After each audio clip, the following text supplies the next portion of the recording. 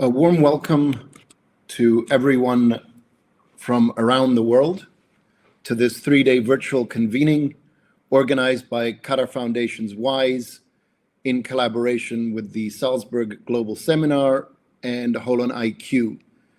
My name is Stavros Yanuka. I have the privilege of leading WISE for the last 8 years, and it's truly a pleasure to see so many of you, over 5,000 of you, registered to take part in this, our second in a series of reflections and conversations around the theme of education disrupted, education reimagined.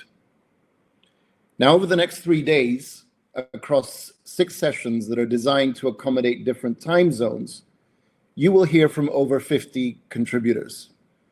And as with all WISE events, these contributors will include prime ministers, as well as school principals, TV personalities, as well as teachers, and of course, social entrepreneurs and learners of all ages.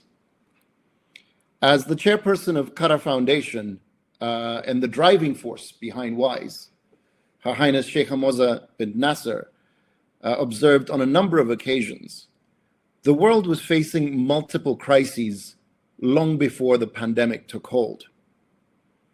And indeed, what seems like an eon ago, during our first convening in April, we noted that while everyone around the world was experiencing the pandemic, everyone's experience was not the same. The pandemic, as we have learned, exacerbates deep-rooted inequalities and inequities across the full spectrum of human experience. And education has not been exempted. However, as the global pandemic enters its 6th month, in addition to highlighting the failings of our system, it is also important to acknowledge what has been achieved. Despite the many challenges and the ongoing inequalities, it is important to emphasize that many of the world's children and young adults were able to continue their education thanks to the panoply of digital technologies available to so many of us. Now, this would have been unthinkable a generation ago. Equally, many educational institutions and education leaders did not wait for government policies or directives to act preemptively and decisively in order to ensure continuity of learning. During our April convening, we heard many inspirational stories from the front lines of education under lockdown. Many of these will be shared in the first part of our special edition ebook titled Education Disrupted, Education Reimagined, Thoughts and Responses from Education's Frontline during the COVID-19 pandemic and beyond. And finally, we must acknowledge the enormous contributions made by individual teachers, parents, and learners around the world, whose commitment to continue learning has been inspiring to observe. They are amongst our most essential workers, and I sincerely hope that our appreciation of these everyday heroes outlasts the pandemic and is not limited to periodic applause or passing references in keynote speeches such as this one. Now, it is on the foundations of these achievements that we will build back better. Technology has made our education systems more resilient than they have ever been. But the digital divide is real. And if technology is to transform education, we must invest in making affordable access for all a reality. We also need, though, to better understand and guard against the pitfalls of an increasingly virtual education system. Education is an intrinsically human-to-human endeavor, and we must never lose sight of that. Secondly, leadership is crucial in education, just as it is in all other walks of life. We need leadership at the political level to muster the will and to marshal the resources to finally make the aspiration of quality education for all a reality. We have seen governments around the world mobilize trillions of dollars to guard against the economic consequences of this pandemic. We must do the same for education. We also need, though, to develop education leaders with the necessary skills to transform their institutions from factories to innovation laboratories and learning ecosystems, constantly pushing the boundaries of learning and updating and improving the what and the how of education. We have seen it happen time and time again in this crisis. We now need to adopt it as a way of being within our education systems. Finally, we must recognize that intrinsic motivation on the part of teachers, parents, and learners to teach and to learn is what ultimately drives the education enterprise forward. In this regard, there is perhaps no more important question for us to answer than the why of education. Why do we educate? Is it just about preparing the next generation of workers, or is it about something deeper and more profound? The late, great Carl Sagan, scientist, broadcaster, and educator, once said, as he reflected on a photograph of the pale blue dot that is the planet Earth, taken by the Voyager 1 space probe from the edges of the solar system. And I'm going to quote selectively here, so I encourage everyone to look up and read or listen to the full quote. "The Earth is a very small stage in a vast cosmic arena. Our posturings, our imagined self-importance, the delusion that we have some privileged position in the universe are challenged by this point of pale light. Our planet is a lonely speck in the great enveloping cosmic dark. In our obscurity, in all this vastness, there is no hint that help will come from elsewhere to save us from ourselves. The Earth is the only world known so far to harbor life. There is nowhere else, at least in the near future, to which our species could migrate. Visit, yes. Settle, not yet. Like it or not, for the moment, the Earth is where we make our stand." It has been said that astronomy is a humbling and character-building experience. There is perhaps no better demonstration of the folly of human conceits than this distant image of our tiny world. To me, it underscores our responsibility to deal more kindly with one another and to preserve and cherish the pale blue dot, the only home we've ever known. End quote. Now, I love this quote because it is indeed humbling, but it is also awe-inducing. Our universe is indeed vast and very old, some 14 billion years. Our world, the Earth, small though it may be, is also old, some 4.5 billion years. In contrast, humanity in its current form is very young, about 200,000 years old. And of those 200,000 years, we have had civilization for around 5,000 years. On a cosmic scale, that is an infinitesimally small amount of time. If we were to condense the age of our universe to a single cosmic year, then as a species, we have been around for about 7.5 hours. And we have had civilization for around 11 seconds. Now think about that for a minute. 11 seconds is roughly how long it takes to take a deep meditative breath and exhale. That's all. And yet in those 11 cosmic seconds, we went from beings living on the edge of subsistence, afraid of our own shadows, to ones capable of dispatching a space probe to the edge of our solar system, pointing its camera back towards the Earth, taking a photograph, relaying it back to us so that we could study it and contemplate the meaning of our own existence in the cosmos.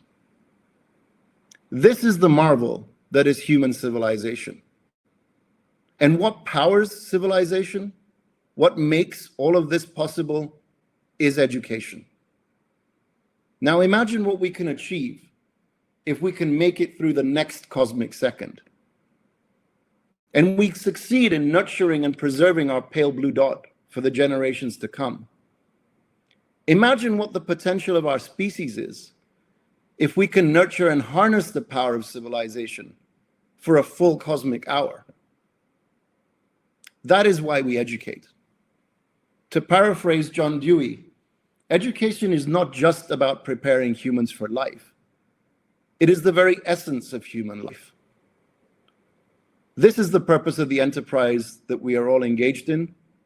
And my friends, we have much work still to do.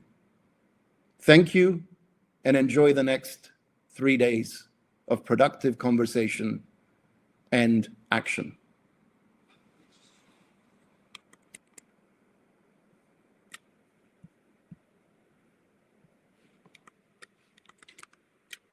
Thank you, Stavros, for such an inspirational speech. Hello, everyone. Thank you for taking the time to participate in our second virtual conference in our Education Disrupted, Education Reimagined series. My name is Esma Al-Fadala, and I am the Director of Research at WISE. Over the past 4 months, as COVID-19 has swept across the globe, many politicians and news media have adopted war metaphors to describe the challenges that countries and communities are facing. The United Nations Secretary General Antonio Guterres recently embraced the comparison during his remarks at a G20 virtual summit on the COVID-19 pandemic. He stated, "We are at war with the virus and not winning it. This war needs a wartime plan to fight it." Of course, in this metaphor, the enemy is the virus, and our frontline strategy to fight it has been to flatten the curve through physical lockdown, with our soldiers being the brave healthcare workers who are working tirelessly to save people's lives.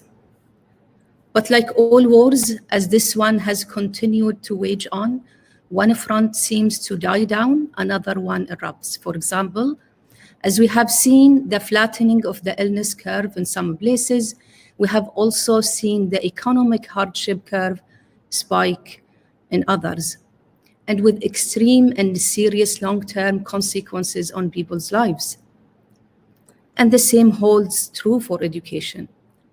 As we are beginning to face the prospect of reopening the schools, and in some places this is already happening. So the data on the last 3 months, for example, is starting to come in, and we are seeing signs of learning loss on unprecedented scale that could take the equivalent of years of the productivity and the future earnings of our students, especially those in disadvantaged communities. And we must remember that the strength of our education systems is linked with the health of our economies and communities. As all of our countries begin to grapple with the certainty of budget cut, let us not forget that education funding is traditionally one of the first places governments look to make cuts. And this will be particularly difficult and devastating at this time as we emerge out of this crisis. But I'll save this discussion for our speakers today to grapple with. As Stavros mentioned earlier, that this is part 2 of our conference, and for our first event in April, which happened at the beginning of this pandemic, we focused on the immediate to midterm education responses from the front line to help stimulate global conversations about how education can be part of the Build Back Better narrative, and what we might change within education systems, and what still needs to be reimagined so we can adjust our responses. As we heard from policymakers and practitioners around the globe, what emerged from the event, in addition to the incredible experience shared, we decided to capture this in a publication, as Stavros mentioned earlier, an ebook entitled Education Disrupted, Education Reimagined, Thoughts and Responses from Education Frontline during the COVID-19 pandemic and beyond. And the first part of this will be released next month. More updates will be on our website. So what came out of April and what we captured in our forthcoming publication, a set of key themes for policymakers to consider. I will mention three here today. Number one, the central importance of well-being, social and emotional learning, and the hidden curriculum in education. The truth is that school is more than just an academic curriculum, and this crisis has been a great revealer of that at all levels. And related to this, of course, teacher well-being matters too. Number two, our global education systems are inherently unequal. If this crisis has highlighted anything, it's that access to quality education is not equal. Students in economically and socially disadvantaged communities are far less likely to be able to access quality remote learning programs during this crisis than students in more advantaged communities, which is not fair. We need to use this crisis to finally bridge the deep equity divide that lies in our education systems. This is a theme that will be discussed in more details today. Number three, education can and must be reimagined. One quote that became a buzzword during our April event was, "Never waste a good crisis." I would couple this with the old saying, necessity is the mother of all invention. Education has been lagged behind the world of business and industry, and in its ability to adapt and innovate. This crisis has given us the opportunity to change that. At the beginning of this crisis, we saw entire curriculums and education systems go virtual overnight, with parents, teachers, and students collaborating in new ways and at depths never seen before. If there was ever a time to try new things, test new ideas, and innovate, it is now. And this is imperative that we carry these lessons onwards as we prepare our students and our learners and educators to what disruptions may come in education and in life. So where does this leave us now? And for today's discussions, now armed with a semester worth of experience of testing, piloting, and innovating, we are at the point where we are preparing our systems, our learning, and ourselves for the new normal in September. How will we make sure we build back better this time? And what metrics will we use to determine what we keep and what we reimagine? With this, I will leave you in the hands of Dominic Registrar from our partner organization, Salzburg Global Seminar, who will walk you through our objectives for the day. Thank you. Thank you, Dr. Asma. Hello, everyone, and thank you for joining us today. I saw a good use of Google Analytics recently that showed that there had been an unprecedented use of the word unprecedented in the first half of 2020. Now, some of this is unquestionably hyperbole or misuse, but with regards to the impact of COVID-19 on education, it feels accurate. At the first conference in this series back in April, Manos Antoninis, the director of the UNESCO Global Education Monitoring Report, had an astonishing statistic that really made this point incredibly forcefully. In the first 100 days of this year, 90% of learners worldwide had their education disrupted, and 188 countries had shut down their school systems. Later today is the launch of the 2020 GEM report, which is focused on inclusion in education, and we are lucky to have two people very closely associated with that report contributing to the conference today. The keynote address this morning, in a couple of minutes, will be from Stefania Giannini, the Assistant Director General for Education at UNESCO. And in the second session today, Manos will be joining us, fresh from the launch of the report, to share some key findings and highlights. The theme of this year's report could hardly be more timely, as the pandemic has accentuated inequalities that were already present in education systems around the world and has created whole new categories of inequality. How our education responses can address these inequalities is a key theme running through the next 3 days of this second Education Disrupted, Education Reimagined conference. When WISE and Salzburg Global started to plan what we hoped we could achieve with the first day of the conference today, and how we could build on some of the amazing ideas that came up in April, we decided that we would focus on metrics, data, and evidence. Now, crises can act as fuel for the imagination, and there have been some brilliantly creative responses at both system and individual institution level. A key challenge now is understanding what kind of interventions have been most effective, what were the conditions that helped that, and how can we learn from these in order to help all schools and systems be better prepared if there is a second wave or an analogous event in the near future. All of the speakers in the different sessions today are going to contribute to answering those questions. Specifically, we have two overarching aims for today. The first is to stimulate new questions and conversations that will help analyse how education systems have been best able to support students and educators during the pandemic. So what data do we already have that can help this analysis? What data are we missing? What metrics beyond academic indicators do we need to understand and measure the effectiveness of education responses during the pandemic? And the second overarching aim is to learn and share across different systems on how we can better prepare for future crises, how education can be part of the Build Back Better narrative, and what needs to change within education systems when the new normal emerges post-COVID-19. We also very much that through all of your participation in today, you'll be able to develop new ideas, make new connections, and expand your networks. We're excited that later today, the Education Commission, chaired by Gordon Brown, will be giving more information about a major campaign that they are launching. And over the next 3 days, we'll be publishing polls on the right-hand side of your screens in Webinar Jam. And your responses to these polls will contribute to a paper that the Education Commission will publish in September. The polls will come at the end of different sessions over the course of the 3 days. I work for a relatively small organisation called Salzburg Global Seminar, based in Salzburg in Austria. And our core mission is to challenge current and future leaders to shape a better world. And we have 3 strategic aims to help us realise this mission: to bridge divides, to expand collaboration, and to transform systems.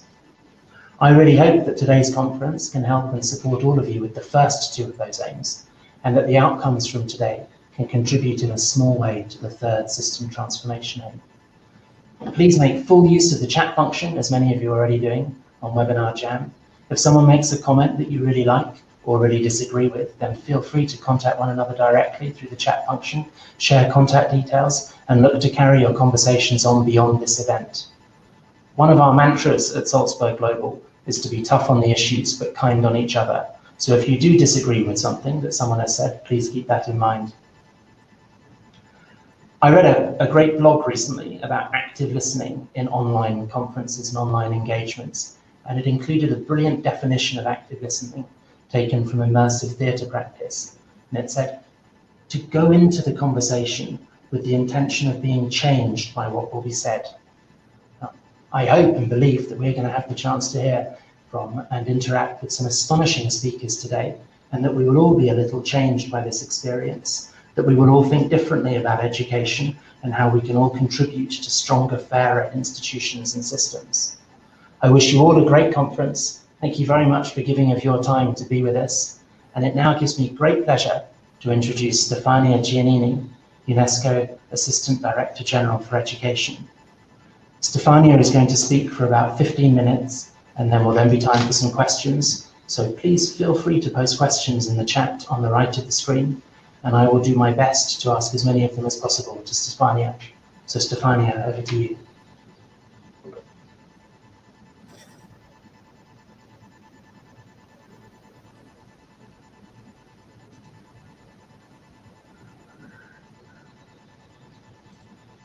Stefania, if you're there, if you could turn your audio and your video on and join us for your keynote, please.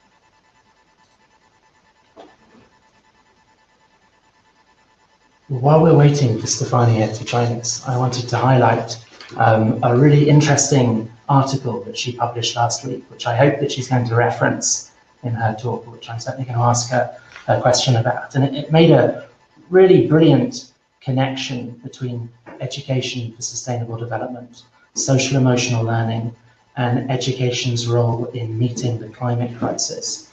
And I think that's exactly the kind of creative thinking that we need to see much more of. What we're seeing is a really interesting trajectory in education conversations at the moment. Are people making connections across different agenda items as we look at how education can contribute to this Build Back Better narrative?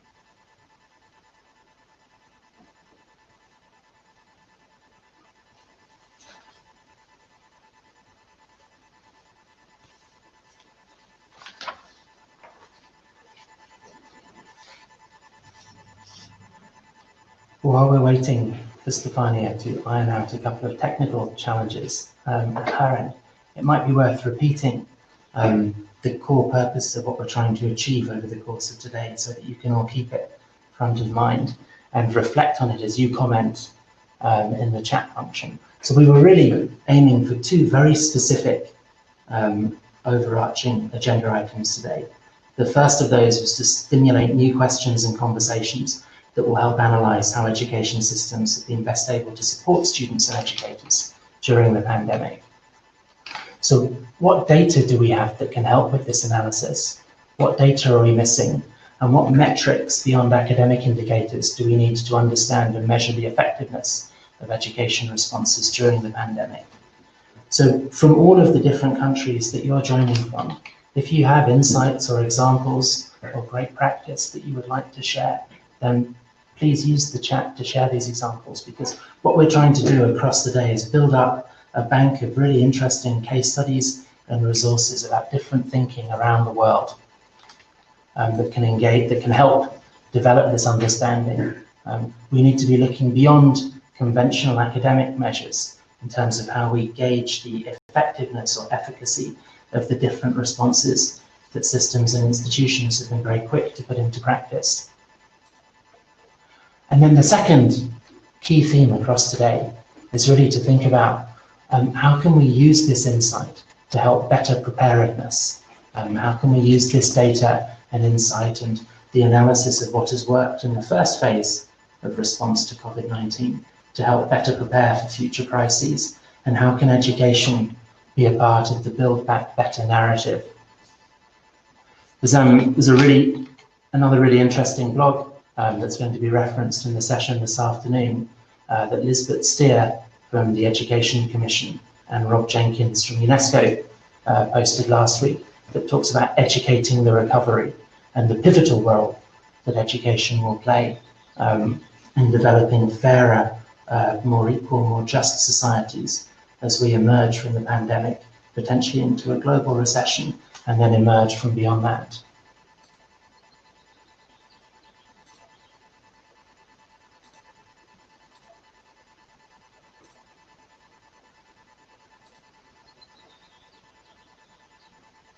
And in the nick of time, just as I was running out of things to say, I think that Stefania Giannini has joined us now. So, Madame Giannini. Hello, good morning. Good morning, welcome. Good morning, hi everybody.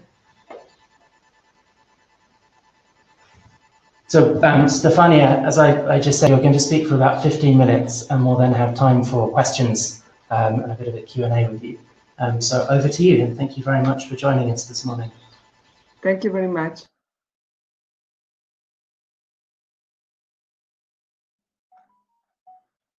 Thank you very much. Good morning, everybody. And good morning to the global community connected today, which is a very large one. And thank you for this honor and this great opportunity. Allow me, first of all, to begin by congratulating the state of Qatar for spearheading the resolution to establish a UN Day to protect education from attack, and for the leadership of Her Highness Sheikh Mohammed in this global milestone. Our world's fragility and interdependence have been exposed to an unprecedented, unparalleled degree in the past months. Every country, every family, every community have been affected by the same global pandemic, by the same global crisis, but not in the same way. That's very clear for all of us. In the next hour, as you already mentioned, UNESCO will be launching the 2020 edition of the Global Education Monitoring Report. Its director will be joining you later. And this report identifies an exacerbation, multiplication of exclusion during the COVID-19 pandemic. And it estimates that about 40% of low and lower middle income countries have not been able to support disadvantaged learners during school shutdowns. This comes as almost 260 million children and youth were already out of school. We know clearly from precedented surveys and data collection, with poverty as the main obstacle to access. The work of the education, above all, foundation and educated a child is entirely devoted to leaving no child behind, which is the mission we have within the framework of SDG 4, as you know.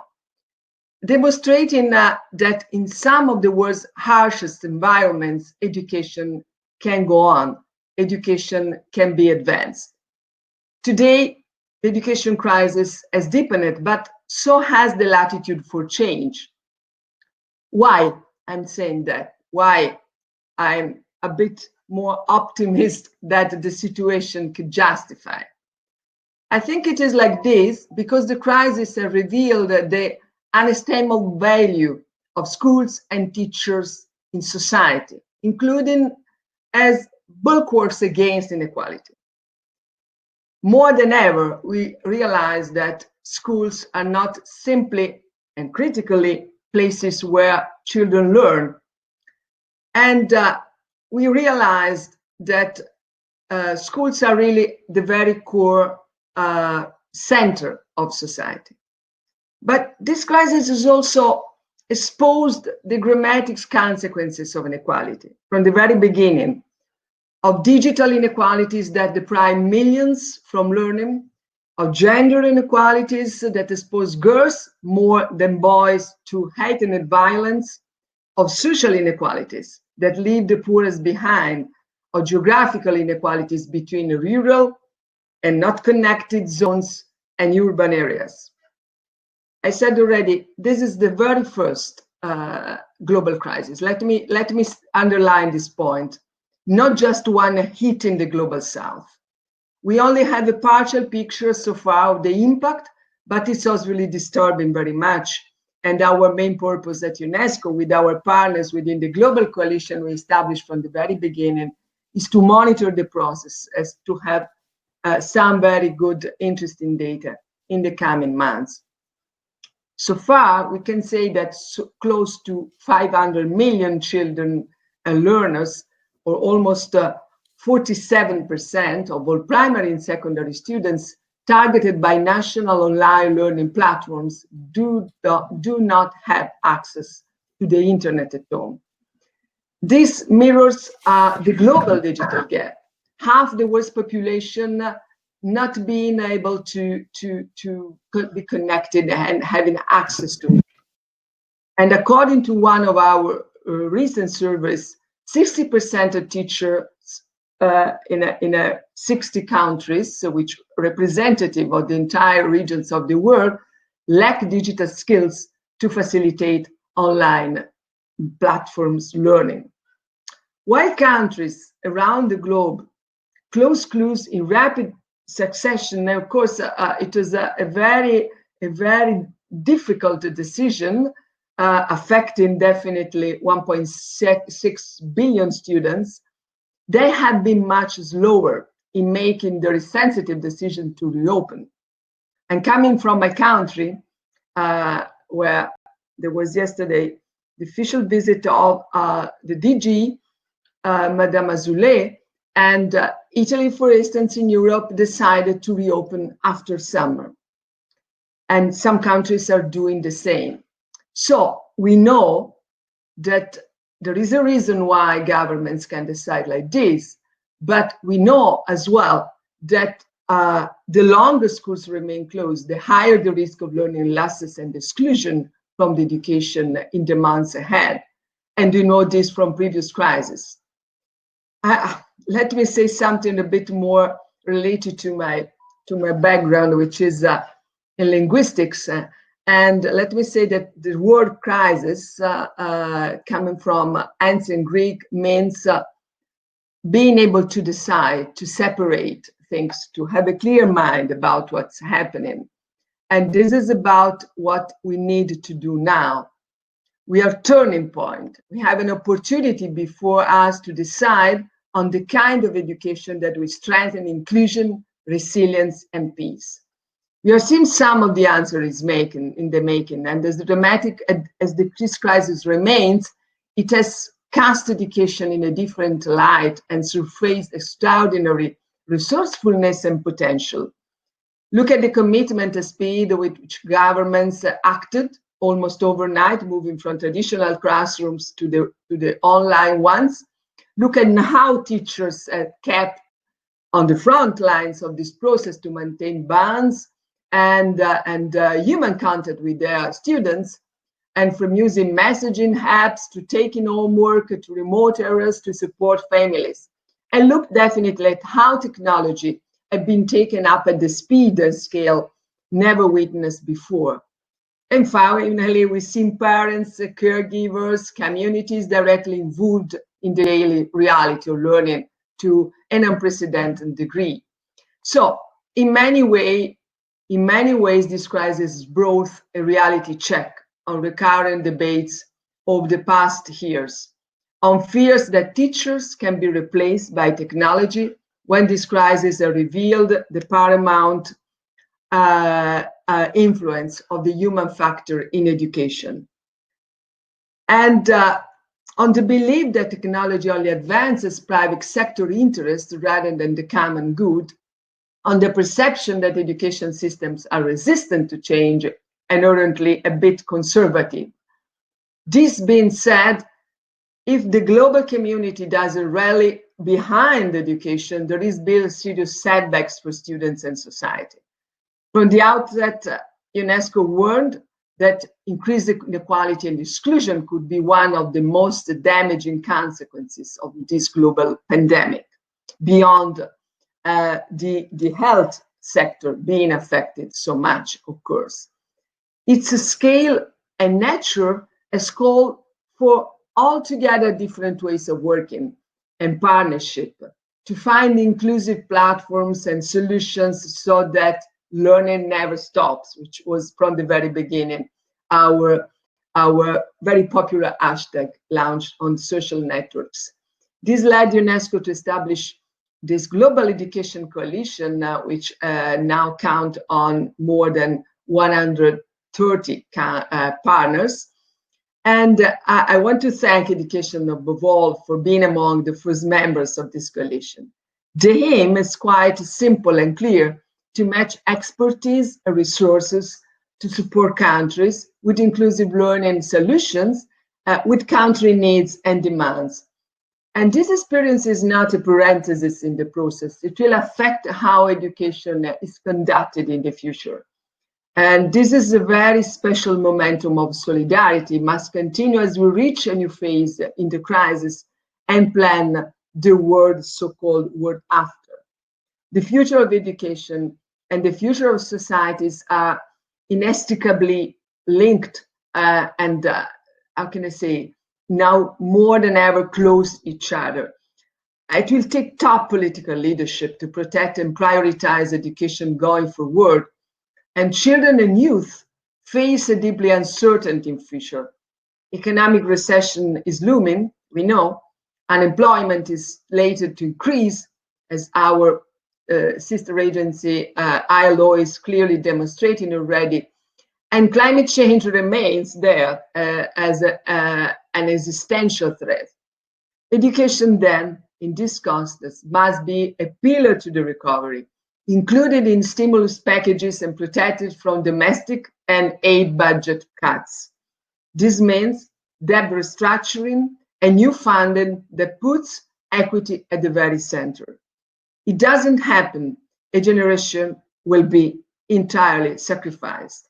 Our society will be more unequal and polarized, and poverty will increase. What does building back better mean? What are the cardinal principles that the international community should rally around? Last Friday, UNESCO International Commission on the Futures of Education, established in 2019, last year, during the Hunger Week, issued 9 principles for intelligent collective action. As the Commission, Madam President Saleh Work from Ethiopia stated, there is, quoted, there is a serious risk that COVID-19 will wipe out several decades of progress, most notably the progress that has been made in addressing poverty and gender equality. And let me take inspiration from the Commission principles for public action to highlight a few considerations. First, the global pandemic will not be defeated by health measures alone. Public health and public education are interconnected, are the 2 pillars, main pillars for a better society, and we cannot allow them to be set in opposition. And this holds for financing decision, and both the focus must be on cooperation, not competition. Second, the crisis has revealed the massive importance of digital connectivity and online platforms. Education and digital divides are mutually reinforcing and have to be tackled together. Governments are already planning for future along the lines of hybrid learning solutions and models that can combine traditional face-to-face learning and teaching with the new technological way to go. This requires not only appropriate infrastructures, but access to digitalized curricula, digital skills training, and of course, measures to protect privacy. Again, this is why education needs more resources, not less than before. And let me mention the great job I think we are doing within the international community with our partners. You mentioned in your introductory remarks that Education Commission will launch with all of us a white paper on education, and the special envoy, Mr. Gordon Brown, is presenting something about that today, and you're very proud and honored to be part of this team. This is a process which will also launch a global campaign to protect, and let me say, maybe more to promote education as a pillar. And thanks to all of them for this great partnership. Third and last point, let's recognize that the center of any educational process is the human relationship between a student and teacher. The education systems best prepared to respond to crisis will be those that are capable of valuing their teachers, granting them more freedom and autonomy, and giving them the conditions to work collaboratively. Finally, the crisis has heightened the urgency to reassess what makes a quality education beyond the curricular basics that are common discussion between us. Just as this crisis has shown how interconnected we are, it has also unleashed a wave of misinformation, fake news, hate speech, all these processes that already before, but now becoming really more and more increasingly relevant part of the social debate. And the reimagining of education starts with defending the right to education everywhere. This brings me back to the starting point on inclusion, all for all. This is a matter of justice, of human rights, of a vision of public education as the greatest wealth of every society. Education can save the future and empower every child and young person to build a more resilient, inclusive, and sustainable world. This is a bit a message that with all our partners will launch in the coming weeks. This convention has brought key international players together to drive a global campaign to protect and prioritize education, and I mentioned before, because education is in danger, and hence our common future. We need everyone on board to steer the future on the right course, and we need political leadership. We need an unprecedented commitment to this mission. Public education, common goods, and global solidarity, these are the commitments that should be our compass for recovering and reimagining a safer future. I really very much thank you, all of you. Stefania, thank you very much for your keynote. Such a rich and wide-ranging speech. There's so much that we could talk about in that, and there have been hundreds of questions coming through on the chat function. I'd like to ask you a couple, if that's okay. We're running slightly late, so we'll probably keep the Q&A to 5 to 10 minutes. But you talked about the new normal. You referenced that a couple of times. There's a really interesting question from someone in the audience about whether there is consensus amongst education stakeholders and the ministers and other UN agencies that you interact with around what that will look like. Which are the elements of education that are going to be most visible in the new normal, in your opinion? I think that we see very, very clearly some new tensions. I want to use the language that has been used a few days ago along an interesting meeting organized by this Futures of Education initiative with the advisory board, which is composed definitely by all our partners I mentioned before. One of the members, former commissioner, European Commissioner for Research, Carlos Moedas, mentioned some of these tensions that are definitely around education today. The first and very clear one is about digital versus traditional learning. Of course, this is must be addressed, in my personal view, as a competition between the past and the future, but this must really address as the new blended hybrid model that can really valorize not only technology and leverage technology, but also the human dimension that is very much needed more than ever. The second kind of tension that we see around education and definitely in society is about freedom and control. This is about what we are also looking at in terms of political decisions, in terms of finding solutions to stop the health crisis. And this will be very much in education. The more education will rely, as it already just happened through these last 3 months, on technology and e-learning platform. And the last one is a tension between I should say the real connected part of the world, the most advanced countries or the most advanced regions in a country, and the rest. I mentioned rural zones against urban areas, but it could say more,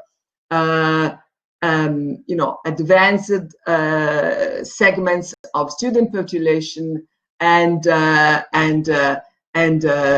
poorest one. And this is very much about increasing inequalities. So I see these challenges. I also see a very new kind of cooperation which can guarantee a better way to go to find solutions. Thank you. And you talked just now in your response and in your main keynote about the importance of the human connection in education. You published a fantastic article last week on UNESCO's website looking at education for sustainable development, social emotional learning, and education's role in meeting the climate crisis. And there have been quite a few questions about social emotional learning in the chat. I do a lot of work with an organization called Karanga, which is a global alliance, the Global Alliance for Social Emotional Learning and Life Skills. And we often talk about how social and emotional learning skills are increasingly at the heart of what define us as human, because they still represent the kinds of skills and competencies and behaviors that can't yet be outsourced to computers or to AI or to algorithms. Do you think that we will see, or are we already seeing, an increase in education for sustainable development and social and emotional learning as a result of the Build Back Better thinking post-COVID-19? I do believe that it can seem like a paradox.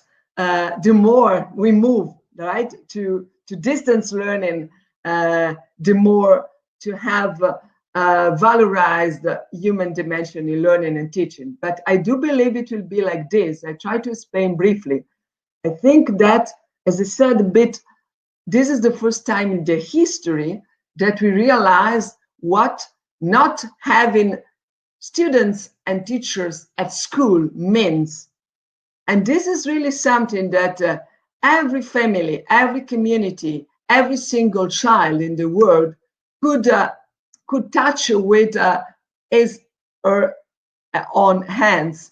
That means that the more you see the consequences of not being able to maintain this privileged relationship between student and teacher, and the more this dimension will be at the very core of the learning and teaching process. It speaks to that same agenda, doesn't it, about the sort of change in language, that at the beginning of the pandemic, there was a lot of talk about social distancing as a key part of the public health response. And now the language has moved to physical distancing, because we're seeing much more creative uses of technology to keep that social connectedness. And the human component of education is going to evolve, but it won't be replaced as we do more remote learning. I suppose, speaking to that agenda, in many countries that have now been able to reopen their school systems, we're seeing lots more examples of hybrid learning models or shift systems. So here in Austria, in the primary and secondary schools in many parts of the country, half the children come in on a Monday and half work from home, and then the other half come in on a Tuesday, and so on and so forth. And do you think that curricula are going to change to create more space for the development of skills and behaviors like self-motivational learning, in order to help students and educators cope in a future where they will be spending more time away from the classroom?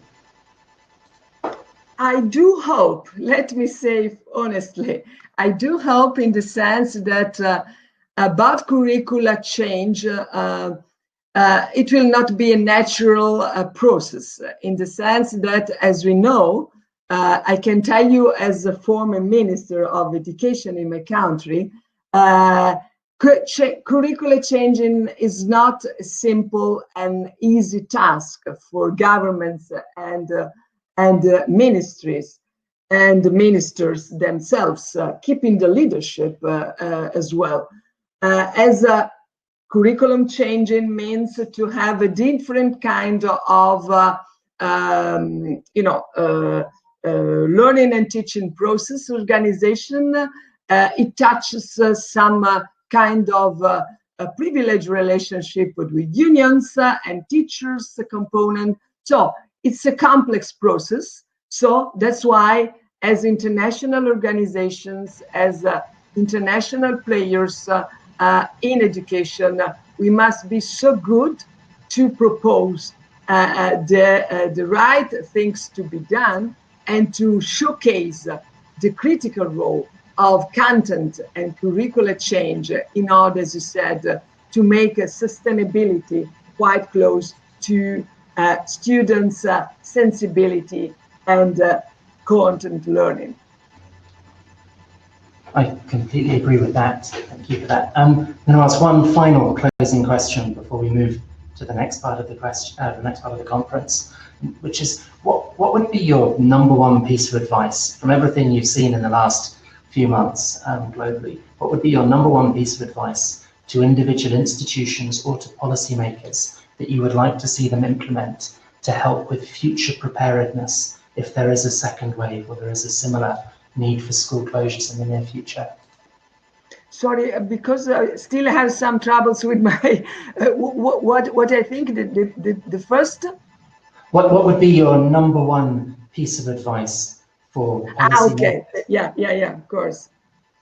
Let me say, don't leave education behind. It's a bit plain on words, as education for us is inclusive, quality education for all, and the claim is no one left behind. So I see now clearly, please don't let education behind. There is a strong risk that because of many things I also mentioned, starting from financial crisis, education will be not the very big priority in the coming months. Either we talk about budget and domestic financing, or we talk about international aid to international cooperation aid. So education first should be my first political advice to governments and also international education community.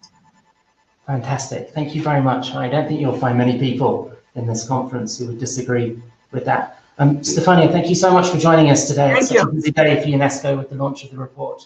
Good luck with all of that later this morning. And thank you again for your keynote and being with us. Thank you. Thank you very much, all of you.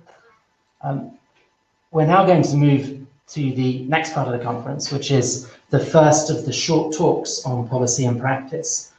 So Eddie, Sarah, and Sungsuk, when you're ready, we'll be coming to you in a minute. The COVID-19 crisis has impacted education systems across the globe, with systems responding in different ways. And one of the things we were really keen to do with this part of the conference was hear about different responses. So we're going to have three fantastic presentations. Now, the first from Eddie Dutton from Education Cannot Wait, who'll be talking about work that they have been doing with refugees and displaced communities. Then Sarah Ruto from Owetso will be talking about her work in East Africa. And finally, Sungsuk Ra from the Asian Development Bank will talk about some of the ADB's work in South Asia. They're each going to talk or present for about 8 minutes and share insights from their specific areas of expertise. And we will then have a discussion for about 15 or 20 minutes, where again, we'll try and bring in as many questions that have come up in the chat function as possible. So Eddie, if you're ready, I'll hand over to you. Thank you very much, Dominique. And good morning, everyone. My name is Eddie Dutton. I'm the emergency manager for Education Cannot Wait, based in Geneva. First, let me thank you for the opportunity to contribute to this important conversation and bring awareness about the work of Education Cannot Wait to reach crisis-affected children across the world. Education Cannot Wait is a global fund for transforming the delivery of education in emergency context. It was established during the World Humanitarian Summit in 2016, based on the recognition that education is part of any crisis response and must be prioritized from the beginning. And since 2016, ECW has raised over $700 million in supporting children in over 30 countries. I'm going to try to arrange my talking points around three main points around ECW's response to the COVID pandemic, the type of programming that we encourage, and the lessons learned to date and opportunities that lay ahead. I recognize that's a lot to cover in 8 minutes, so I'll skim the surface, and then perhaps we can talk a little bit more in our panel session. What we know, and I think Stefana's keynote really spoke to this a lot, is that when emergency situations begin, education is often the first service to be interrupted and the last to restart.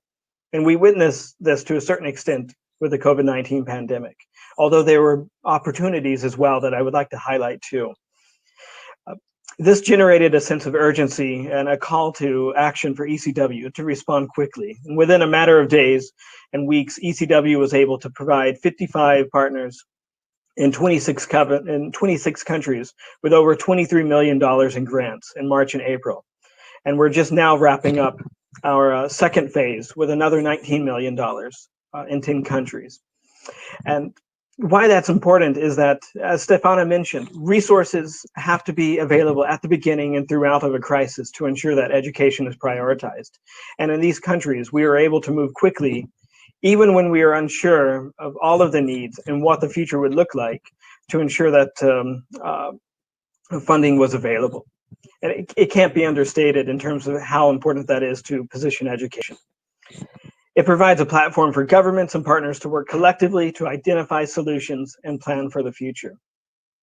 And this can make a difference between a child continuing to engage in learning or risk dropping out with an uncertain return to learning in the future.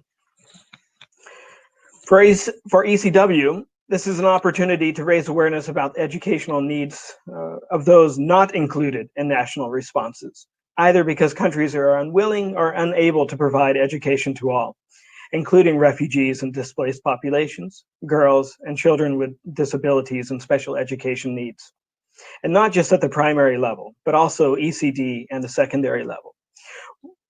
From ECW's perspective, and I'm sure everyone else on the panel will agree, education isn't limited to certain levels. We want to promote a continuum so that children have the education and background, regardless of their circumstances, to continue learning.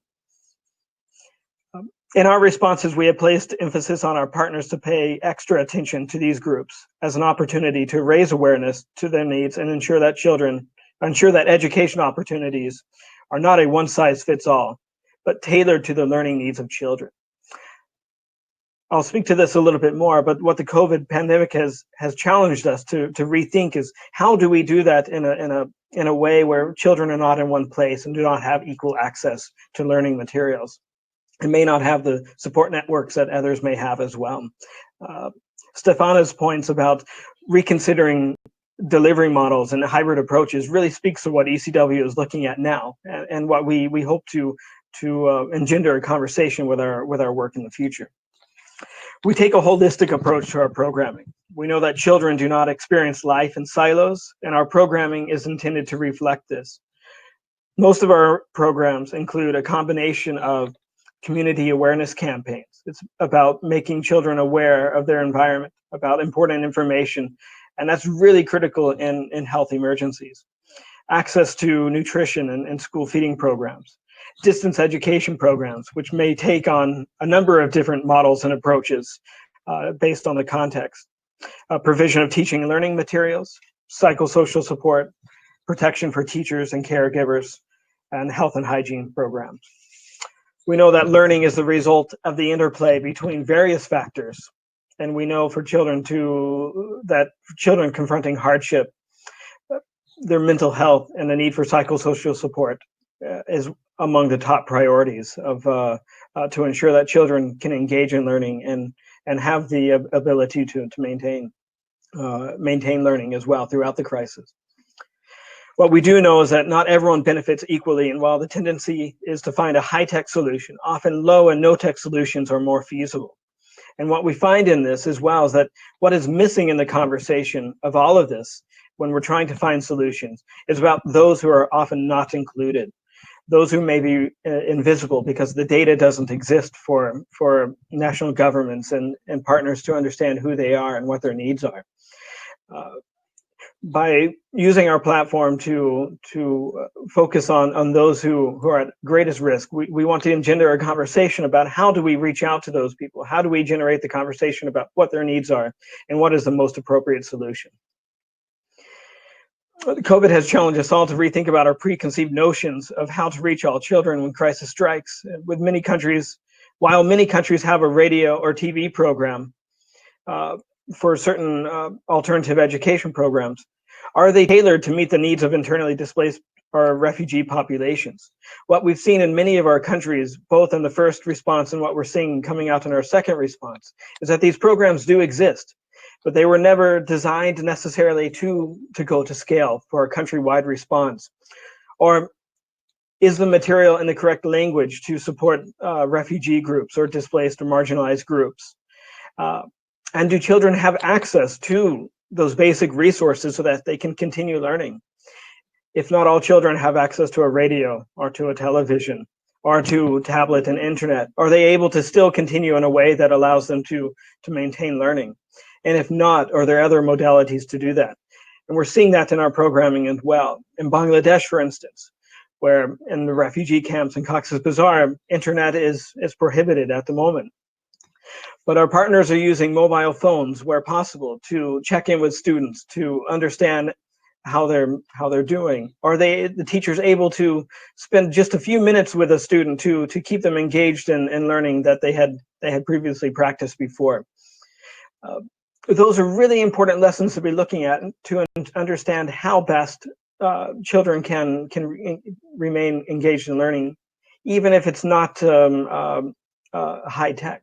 It's about finding creative ways and innovative strategies to keep people engaged. We know that countries' capacities to roll out programs can be challenged, and we need to be looking at how better to incorporate in our planning and for the future. And ECW's first emergency responses and multi-year programs are addressing this resilience-based approach. How can we learn now from the response so that if it happens again, and unfortunately the question is probably when and not if, countries will be able to respond comprehensively.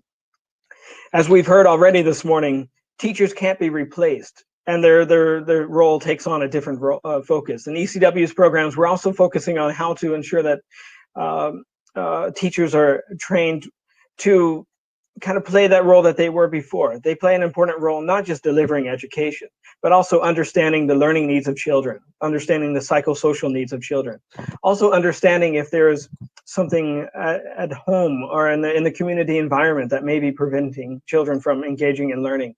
How do we maintain that as well?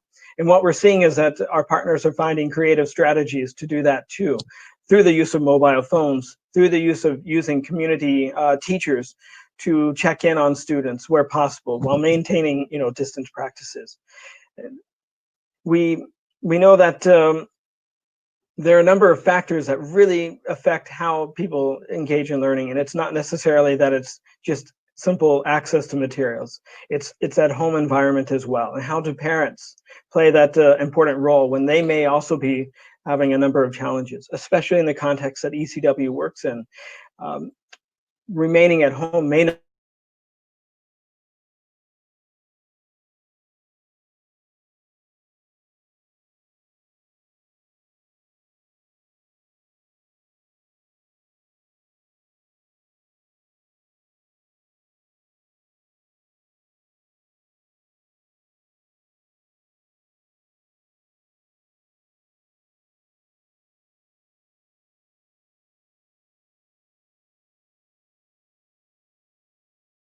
disconnected there.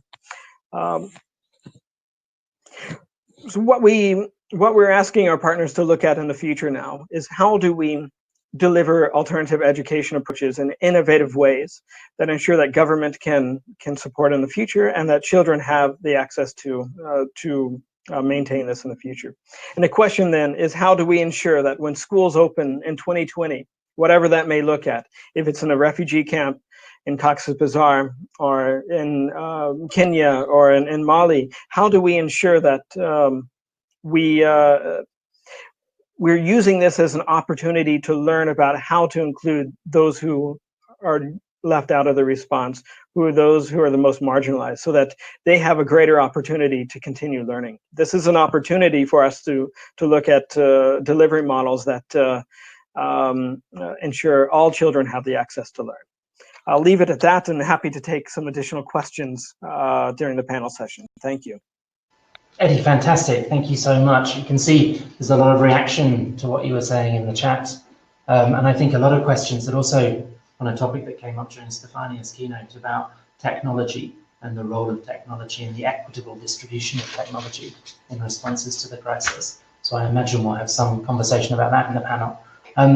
I'd now like to invite Sarah Ruto, who's the CEO of the PAL Network and the regional manager for Awetso, to give her presentation. Thank you, Sarah. Thank you very much, Dominic, and for having me in this discussion. I'd like to sort of move and continue where perhaps Eddie left by looking at whom we often exclude. And yet we all know that we promise education as this global good, and there is a lot of belief in the power of education. There is a belief it is uplifting. There is still a belief in that promise. Yet too often, the systems of education leave out too many children. And I think this is the focus that I'd like us to have today, because COVID-19 has excluded, or with the closure of schools, led to many people being able to reorganize themselves, but many were not able to reorganize learning for themselves. There were those who are already lagging behind, and there is a danger that they will continue to lag behind. And that is why in the PAL network, if we could go to the next slide, we have always conducted what we call the citizen-led assessments. And the citizen-led assessments have been done with a regular tempo. And for those who can see, it started in 2005 in India, and there's an organization known as Pratham, who started the Annual Status of Education Report, or ASA, and this has spread to 13 countries in the global south, in Asia, Africa, and the Americas. And what the studies have done, if we can go to the next slide, is that they've been able to give us evidence. And I find this evidence very pertinent today. And I thought that it would be good to begin with what this evidence is reminding us we should continue doing, we should continue focusing.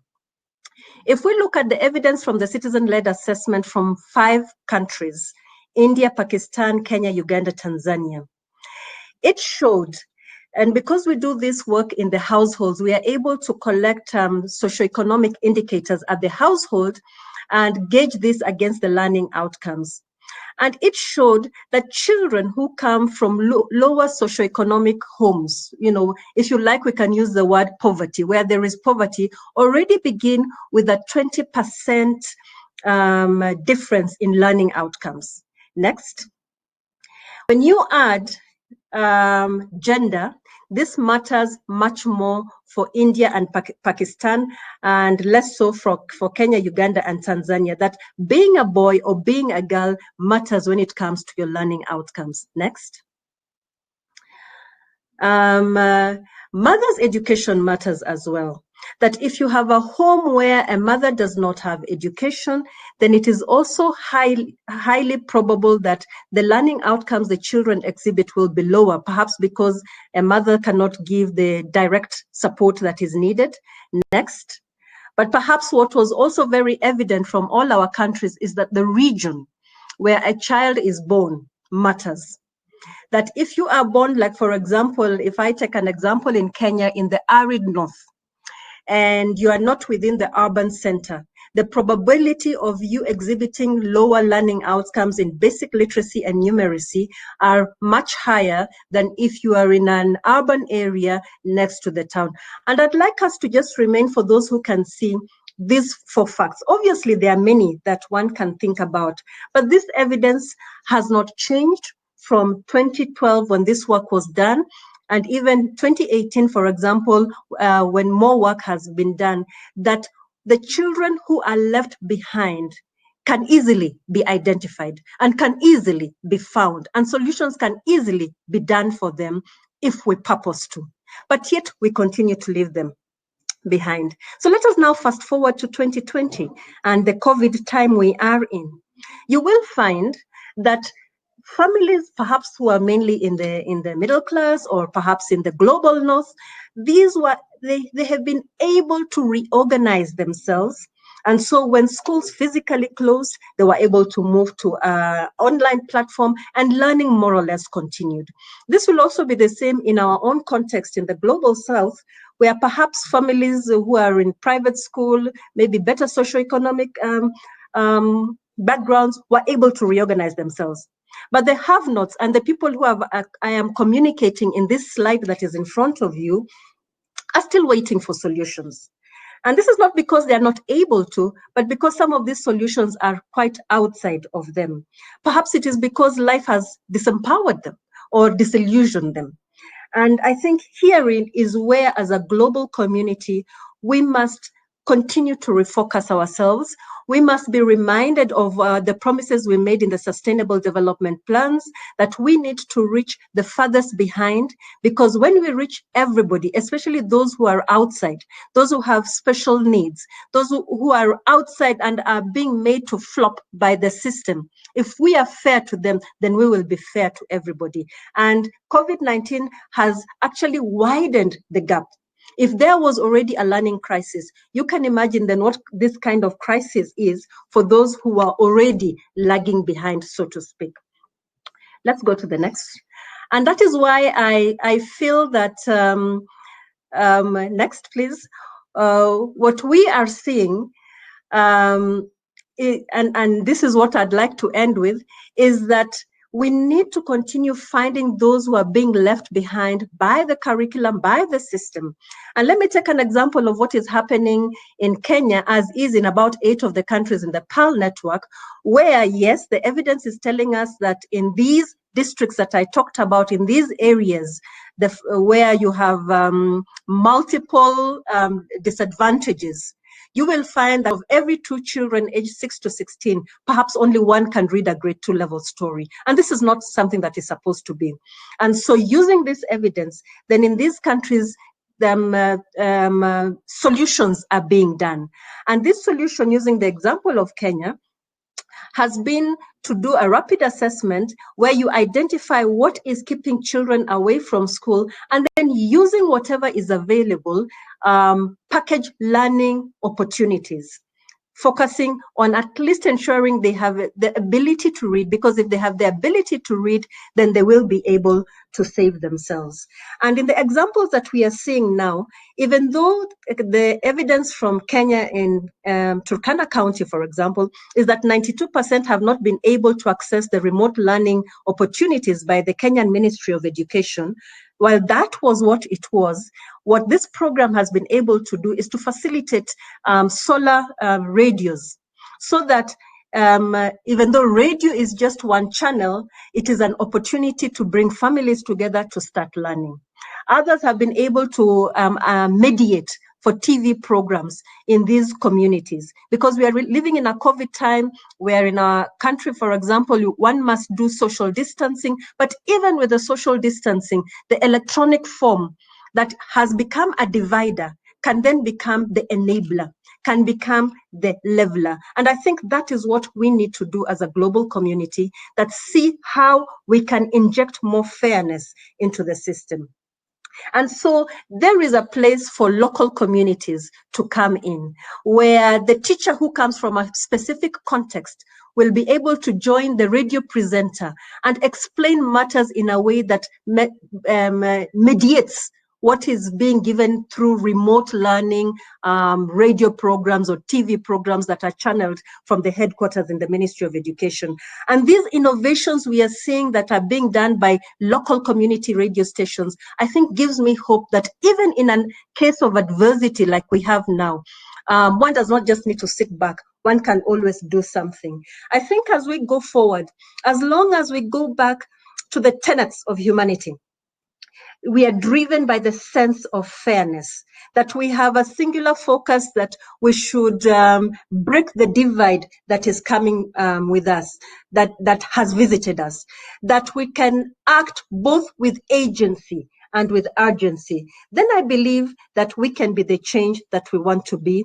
But it also means that educators need to be brave enough to change some of the things that are not working. Some of the previous speakers have talked about, for example, rethinking pedagogical practice. We have to ask ourselves whether the age grade system of education we have works well for everybody. Why is it we put children according to age, but not according to the competencies they have in a particular area? So that you reach a child where they are, start where they are, and then continue with an education journey with them. COVID is reminding us that if we do not do something, then we are going to continue having a divide. But it is also telling us that there are so many solutions that we can embrace if we are willing enough to do it. Thank you.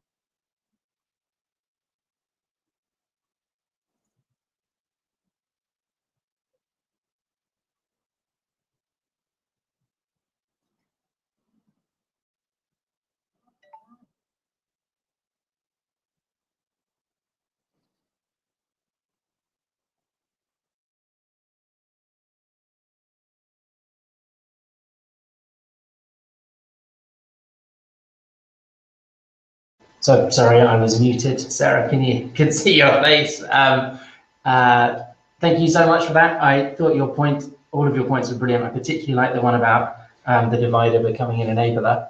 And I think in the conversation that we're going to have in a minute, we could talk a lot about equity of outcomes. I'm going to invite Sungsuk to come onto the stage now, if that's okay. Sungsuk Ra from the Asian Development Bank. And Sungsuk will speak for about 8 minutes. There's a presentation which is just coming up for him. And then we will have a conversation for about 15 minutes. So we will run slightly into break. But Sungsuk, over to you, and thank you for joining us. Hi, Dominic. Thanks very much for introduction. Also, first, thank you very much for inviting me to this very important event. My name is Sungsuk Ra. I am the director of the ADB, in charge of the South Asia Human and Social Development Division. Past few months, I've been very busy in preparing COVID-19 response program in education, health, and social protection. I think this is a very good opportunity I can share my thought with you. But here, rather than I give my personal view, I try to give you some kind of a snapshot on the South Asian country. So outline here, I want to talk about what is the COVID-19 situation and talk about the education beyond the COVID-19. I will give the brief overview of the South Asia country. After that, we'll touch upon Bangladesh, Bhutan, India, Nepal. This slide shows the status of the school closures and access to the different modalities of the remote learning. As you can notice here, South Asia are far behind on TV, radios, and text messages in terms of remote learning. The readiness is far behind compared to, for example, East Asia or European country. Here's an example of Bangladesh. Less than 10% of students in Bangladesh has access to the online learning. Government has been actively working on in responding to COVID-19. The Bangladesh National TV now provided a 20 minutes classes for every subject every day from end to March. This slide shows about Bhutan. Bhutan, in fact, their internet connectivity is far better than the rest of the South Asian country. Only about 10% of students do not have reliable access to the online education. Here's one, the Bhutan online learning port already deployed. You can see the various subjects right here. India is a huge country. This slide offers an overview of the a few selected states. As of the early May, only 2 to 7% of students viewed online contents weekly basis. This slide shows the rapid response from our state and the central level.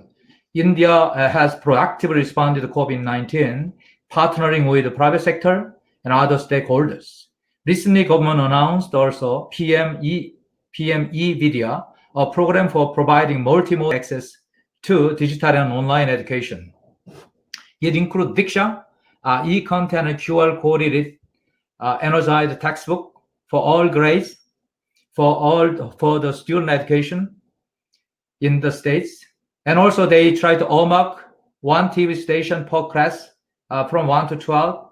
They also have started initiatives for psychological support for students, teacher, and family for mental health and emotional well-being well-being.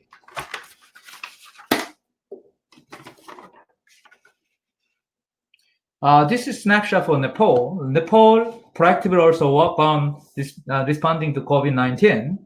Nepal launched the online portal, the Learning Shared Education Nepal, and then workbook and guidelines for the online education for student and teacher already prepared.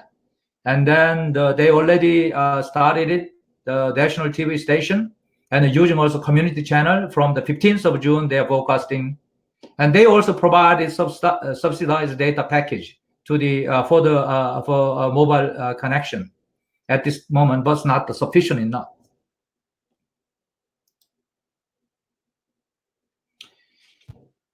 As I mentioned at the beginning, the scale of shock we face unprecedented. South Asian countries are trying to address this shock. At the same time, government see this crisis as an opportunity to re-engineer education system, to readdress persistent learning deficit. Why we need to reimagine education sector? Is a slow pace of change.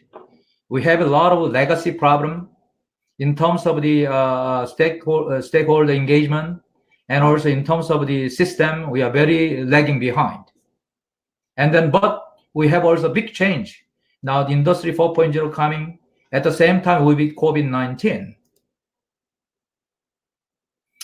Now ADB, we are thinking this framework: respond, rebuild, reset. First, we like to ensure learning continuity with multiple modality and provide also protection, particularly for student lagging behind and teacher in the remote village. We rebuild the education system better, and then we try to reopen. We will prepare to reopen schools with safety precaution and prevent it also dropout, support also transition from the closer to reopening. And remedial course need to be provided. Now we have opportunity, and then prepare for the new normal. We can also make the education system more future-proof by increasing its resilience. We can also embrace the edtech for learning.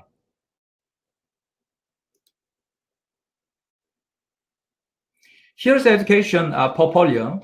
Over last 3 years, we have about 6 billion portfolio. As you can see that we have a diverse portfolio in the Asia Pacific.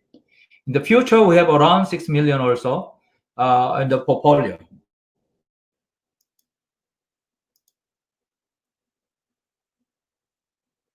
Moving forward, we try to leverage our portfolio to support critical learning continuity for vulnerable students, and also redress the disruptions in skill development, loss of job, and labor market recovery.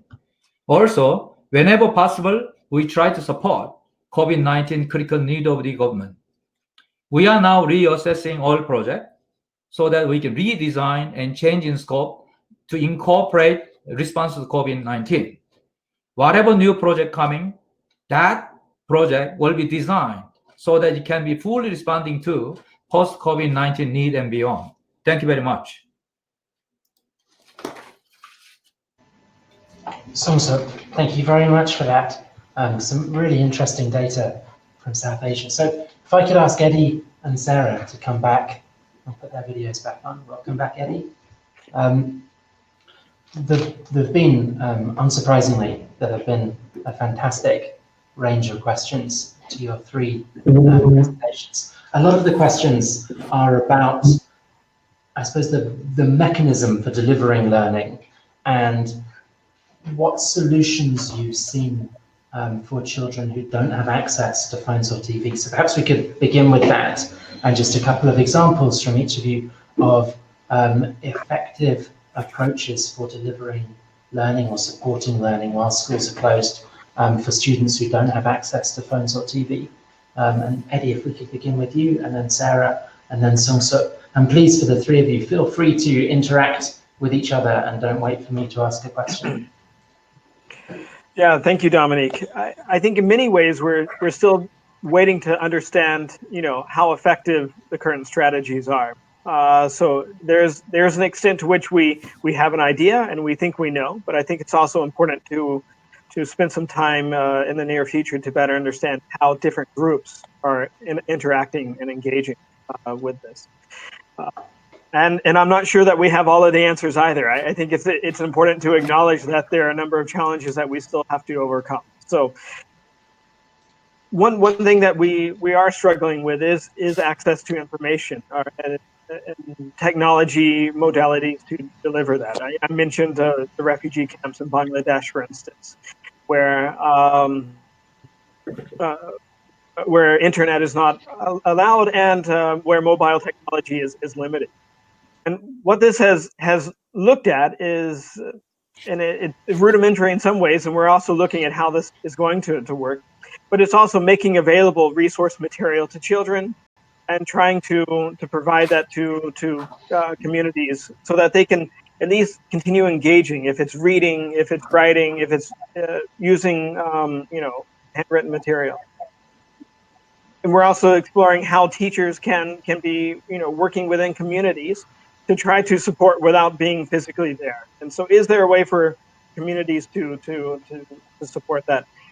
Where education might not be prioritized, then we have to look at other solutions. So if our protection colleagues, for instance, are able to access the camps and provide other materials, is there a way with school feeding or with nutritional meals when they're provided to homes, can materials be delivered that way? So it's something we're looking at.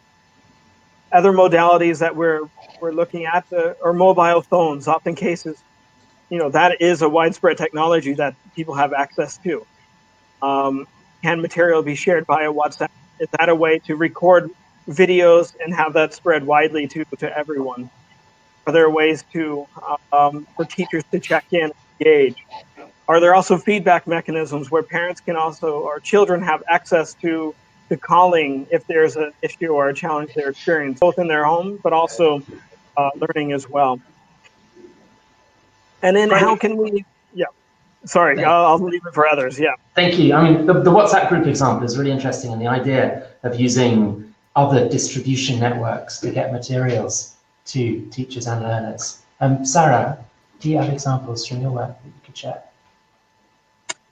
Yes, indeed.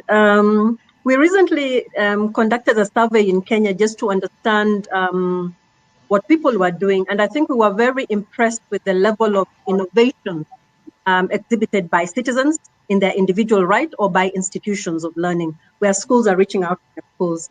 And quite a number of the preferences that were preferred were SMS, phone related, using WhatsApp, and these kinds of new technologies. And I think we, to the extent possible, that offers an opportunity. But if I just go back, I think one of the things we have to do is to first identify. Sometimes it is because of not proper identification that we do not reach the children who really need it. Once you've identified, you have to enable them. So some of them just lack very basic devices and gadgets, be it a phone, be it a radio. So enable and then engage. And the process of engagement might mean actually, distributing book packs because some homes do not have anything, or ensuring that there is a teacher or a teacher assistant who can mediate learning. But ultimately, I think we need to go for equalizing. Equalizing means that let us also ensure blended learning for these kinds of children who are left out, so that they have an equal learning opportunity like any other child, an equal opportunity to succeed. I think that issue of engagement as a metric for assessing success of response is really interesting, and not something that has been as much discussed as it could have been. But maybe that is, one of the things that we ought to, just pure and simple engagement and providing students with access to a teacher during this time is a really critical and understudied success metric. So thank you for bringing that up. Is that something that with either of your hats, with PAL Network or with Awetso, you're looking at and trying to track and seeing how many students have had contact with a teacher, either in person or via printed material distribution or through remote access? The PAL Network approach has been made very relevant by COVID because we are household-based. And since all the children are in the household, this is one thing that we should be able to do. Of course, our focus has always been looking at literacy and numeracy abilities, but it's also very possible to also expand, because we are thinking that we need to now move to a technology-based assessment system, see what are the learning losses, so that importantly, we start from where a child is, rather than where we think they ought to be. Great, thank you. Songsup, are you still with us on audio? I know your video has come off. I can perhaps pick up on that last point. I think often what we're learning from our partners on the ground is just the lack of data and understanding of what those needs are, and are there simple ways to be able to collect that. We know that if the data doesn't exist, it becomes hard to prioritize and then to provide funding, and so some of our partners are looking at how to use mobile technology as well to engage with teachers, but also communities and families to collect some of the basic needs. And this can be one way of trying to better understand what certain groups are experiencing. So a lot of our programs are looking at how do we invest in very simple, very quick and rapid data collection systems to allow us to better understand what are the challenges that girls are facing. How are children with disabilities and special needs able to engage or not? And if we're not also learning we're hearing from them, then we know there is a gap as well. And so I think that is something that we have to look at, is that often some of our modalities during normal times are not sufficient, and we need to find other ways of triangulating and better understanding what those needs are. Is your understanding of what those needs are evolving because of COVID-19, or is it the means of data collection which is changing because of COVID-19? Well, I think it's two things. One, I think it's an opportunity for us to engage in a conversation with governments. For ECW, if you're not included in a national response, it becomes very difficult maybe to meet your needs. And so this is an opportunity to maybe advocate for inclusion of refugees and displaced populations within those national policies. And if the rights are recognized at that level, that provides an additional platform to ensure that resources and learning, are taking place in some of those marginalized communities. I think it is challenging us to rethink how we collect data. I think the needs, oftentimes we know, but maybe we don't know all the nuances. And I think that's also something that we're learning a little bit more about. Maybe those needs take on different forms, or people are experiencing something in a different way because of their experience. And I think that's something that we can't ignore, that a crisis such as this exposes people to, people experience it in different ways. And I think that's something that we can't fall back on our preconceived ideas of what we think people will experience, as Sarah was mentioning, but really try to understand, what is it how are they interacting with us, and what are the long-term consequences too, not just the short term. So, Songsup, welcome back. There've been quite a few questions about teacher training, and I wondered if you had any examples you could share from your work in South Asia with new approaches to teacher training that you're seeing, or ways in which ministries of education or other education stakeholders are supporting teachers to develop new kinds of skills that they might need in order for them to be able to support learning during this period. Are you talking in the context of the technical vocation and training, or in context of general education? In either context, whichever you would like to address. Okay, so many of you talk about general education, K-12 context. Maybe I'd like to share some challenge we are facing, technical vocational area also. The technical vocational area, sometimes you need it, unpack one work. You need it really in impact, right? You need to really work together. So this really gives us a lot of challenges. You mentioned about a while ago, the school meal program, all this. What is the meaning to student at the training, technical vocational area? When they come to school, and they will get some podium a day, right? So with that, they can survive. But now with this COVID-19, they won't get any, say, daily allowance. So have a lot of problem particularly daily worker. For example, in Bangladesh, I think Shara mentioned about Bangladesh cases. A lot of women, they're working in the garment sector. And then they are now many of them, they are trainee for the garment sector, but we cannot undertake any training, meaning they cannot get any allowance. So very difficult for them to survive. So this COVID-19 really causes not only the learning disruption, but it's also big the disruption in terms of the livelihood also. And now we try to now develop online also programs for skills development. Skills development. It's not that simple though, but we have now seeing that as one of the area to cope with COVID-19. Great, thank you, Songsup. There's a really interesting question from Sean Williams in the chat about competency-based curricula.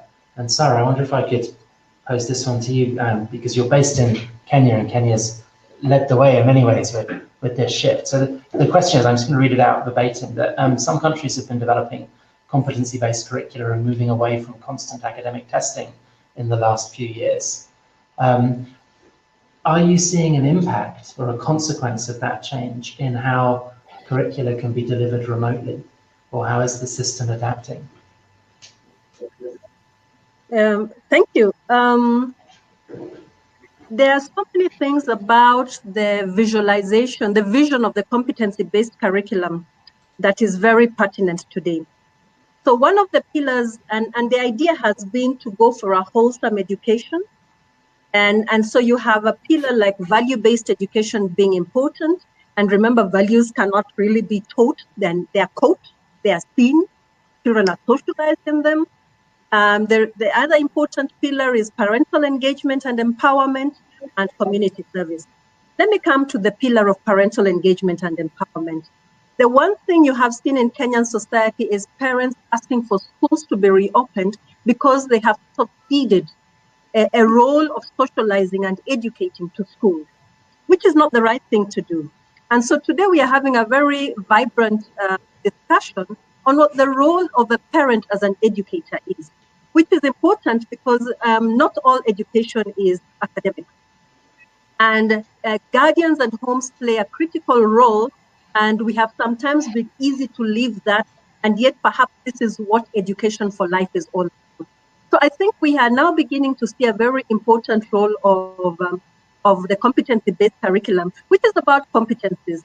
Last year, for example, in the grade 2 or grade 3 curriculum, children were supposed, as part of teaching them community service, were to identify a project. And many identified the project of going to the local market to clean. And as part of the process of preparing them to clean, they actually had to develop masks. Little did we know that 6 months later, masks would be the in thing in Kenya today.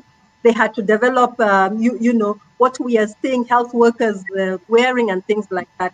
And so if we think about education in very practical ways like this, then I think we will be reclaiming the role of education, of being that of creating the potential of the child for society, and not just about examination and getting a good grade. Thank you. 1st of June was the UN International Day of Parents, and there was some really interesting blogs and articles that came out talking about how the role of parents in their children's education has changed so much in the last 3 months. And I think the understanding of teachers' skill and expertise has increased globally. And parents are much more involved because they're delivering or supervising some of that learning. We're almost at time. We've run slightly over, but I would like to ask each of you for a closing comment. And really, in your closing comment, if you could give your top recommendation. It's the same question I posed to Stefania. Your top recommendation from what you've seen in the last 3 months for individuals or institutions or policymakers that could help with future preparedness if there is a second wave or an analogous situation. So from everything you've seen in the last 3 months, what is the one thing you would really stress or encourage people involved in education to focus on to help with future preparedness. And we'll go Eddie, then Sarah, then Songso, if that's okay. Yeah, thank you, Dominique.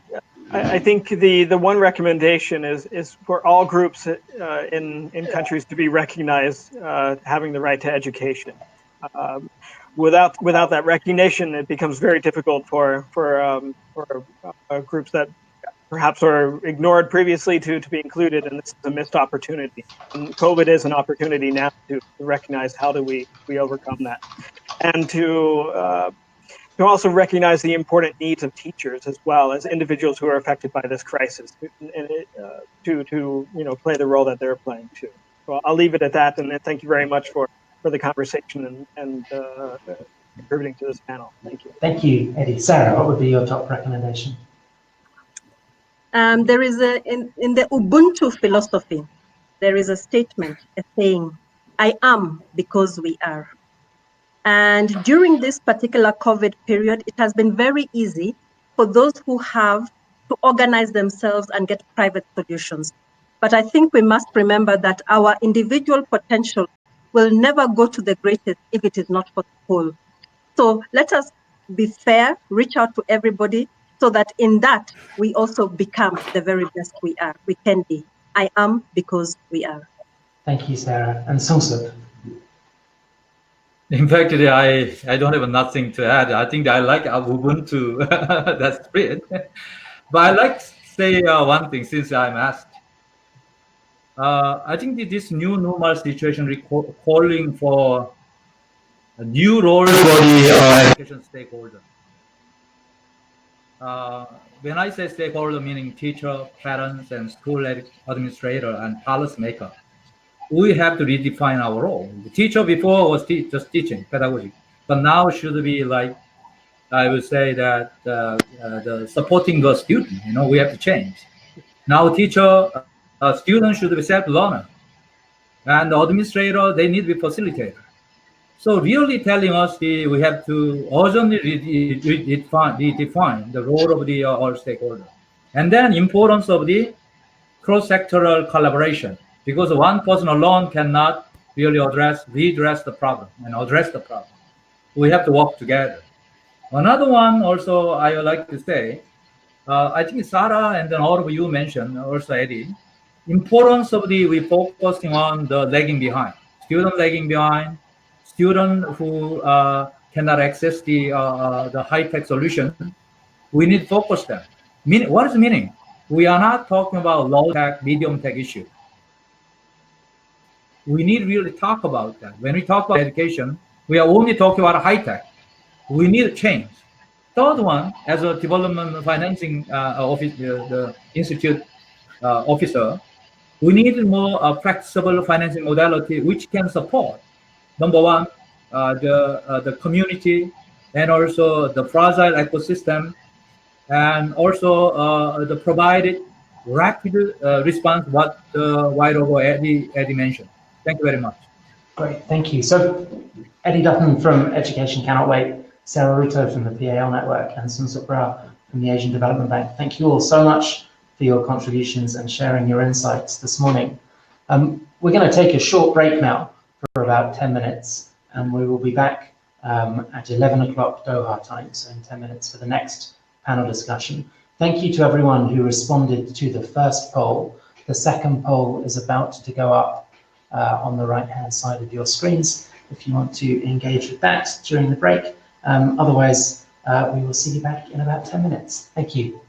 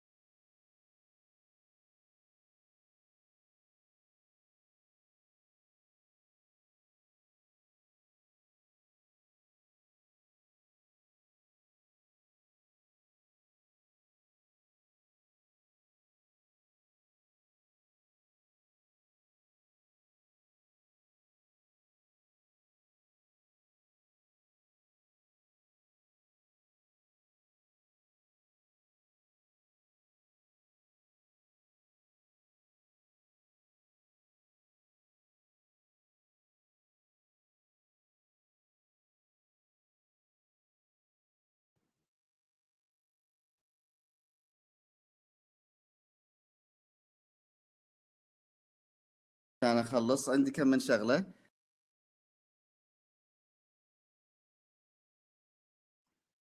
Hello, good morning.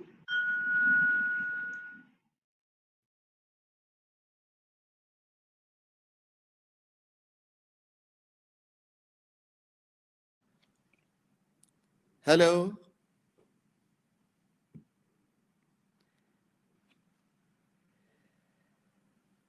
Hello, can you hear me? However, it seems like you hear me, but I can't hear you. Can you turn on your mic at the top of the page? Yes, can you hear me now? Yes. Hello, how is everything? Yes. Not too bad, thank you. We have a very short break, you know. Yes. One of our colleagues from WISE, he's calling me. Hello? I don't know. So what do we do now? I think we just need to wait till I think they will start. Hello? I think Hello? they also said to raise your hands. Okay, we'll have a short break and then we will pursue for our session. All right, take care.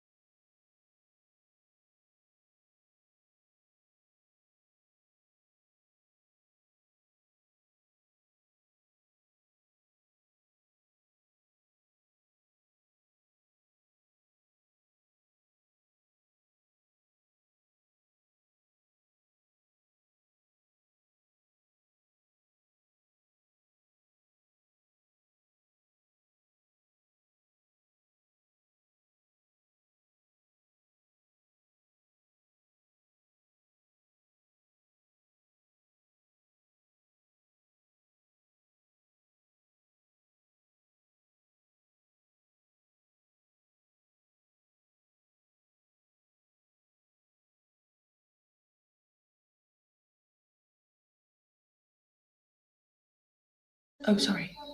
Sorry, I didn't realize they were. Sorry, Faye. I didn't realize it was. Can you tell me when? When I have to start? Now? Okay. Hello, everybody. I hope that you're hearing me well and you've all had the chance to get water, black coffee, or whatever your time zone dictates. My name's Claire Shine. I'm the Vice President and Chief Program Officer here at Salzburg Global Seminar, a colleague of Dominic and Faye. And I'm absolutely delighted to build on what was a really rich conversation to start off our morning. What we heard already, I think, was a great scene setter, but a sobering reminder that an already unlevel playing field has been tilted even further, very sharply, due to the pandemic. And some of those factors of tilt include poverty, gender, race, but also the inequitable distribution of technology and many other factors. And one of the final comments that I took away with me was Sarah Ruto's comment, "I am because we are." And at Salzburg Global, we often talk about from the me to the we. And that's a great moment to move into this next phase of our conversation, which is focusing on the how.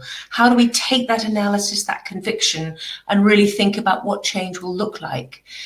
We heard from Dominic and others how the hashtag Build Back Better is multiplying. But at the risk of really stating the obvious, when you're building a building, it will only last if the foundations are solid and balanced. Otherwise, they will crack, subside, and not be fit for purpose. And in that sense, when we think about building back better after this pandemic, about the very purpose of education, we need to think about that weakest link, about moving in ways that will benefit all members of the community, all learners, for the future vibrancy of our whole societies and economies. And in that sense, Education Reimagined implies a radical reset in terms of our systems, in terms of anticipatory leadership, but also bringing a deeply human lens to the nature of well-being and true health. So measurement, in the title of this panel, is asking us, how do we best measure school and school system responses to this crisis, and what can we learn to build better, more resilient systems for the future? Measurement is absolutely pivotal to shift any conversation, whatever the sector. Lots of us, including myself, complain about the tyranny of metrics. Sometimes we feel it reduces the soul and the qualitative nature of what we do. And yet, when we want attention from critical stakeholders, especially beyond our own sectors, we need that measurement, we need to be credible, and we need to win arguments for new forms of investing. Being able to measure what we manage is critical because we often only value what we are able to measure accurately and compare. So our three speakers are here to share their own knowledge and insights and inspire and provoke us. All three of them are exceptional public servants with very diverse cross-sector experience to advance leadership, policy and practice. First, we have Olli-Pekka Heinonen, who is currently the Director General of the Finnish National Agency for Education. Olli has had many positions of trust serving society in Finland, including roles at the Ministry of Finance for the Prime Minister in Education and Culture, Internal Office and Foreign Trade. But he's also served in the National Broadcasting Corporation and as an active politician. So he brings a great sense of the broader sense of how change happens in a society. Stanile Beckley is currently the chair of Sierra Leone's Teaching Service Commission. She is a specialist in psychopedagogy and in the teaching of foreign languages. And she has over 20 years of cross-border experience in senior leadership roles with UNICEF, working with national governments and development partners, but right down to changing practice at community and school levels.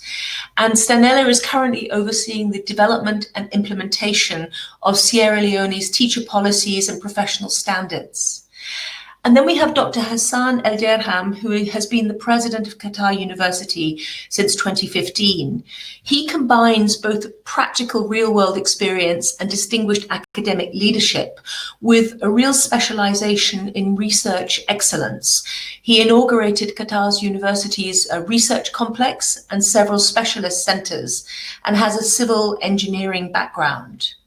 So we have a couple of questions that we're going to allow to serve as a springboard for open debate. And as you already know, feel free to put questions into the chat box and we'll try to filter and sift those as we go forward. The first question is to really set the scene. And I'm going to ask our three speakers, what have been the different education responses to the school or university shutdown in your country? How are you evaluating the effectiveness of those responses?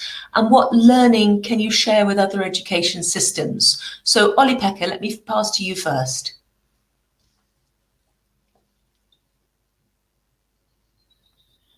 Yes, thank you, Claire. Very happy to be part of this discussion and share our experiences from the Finnish reality. We, in Finland, removed in 2 days' time into distance learning mode entirely, stayed in that mode for 2 months, and then came back to school for 2 weeks. The summer vacation starts in Finland already in the beginning of June. So now we've been kind of having our vacation already for some time, but of course preparing for the fall semester with different scenarios. For me, what has happened, it's like taking an X-ray of the system. That with that X-ray, you see certain things that have been there earlier, but you see them more clearly.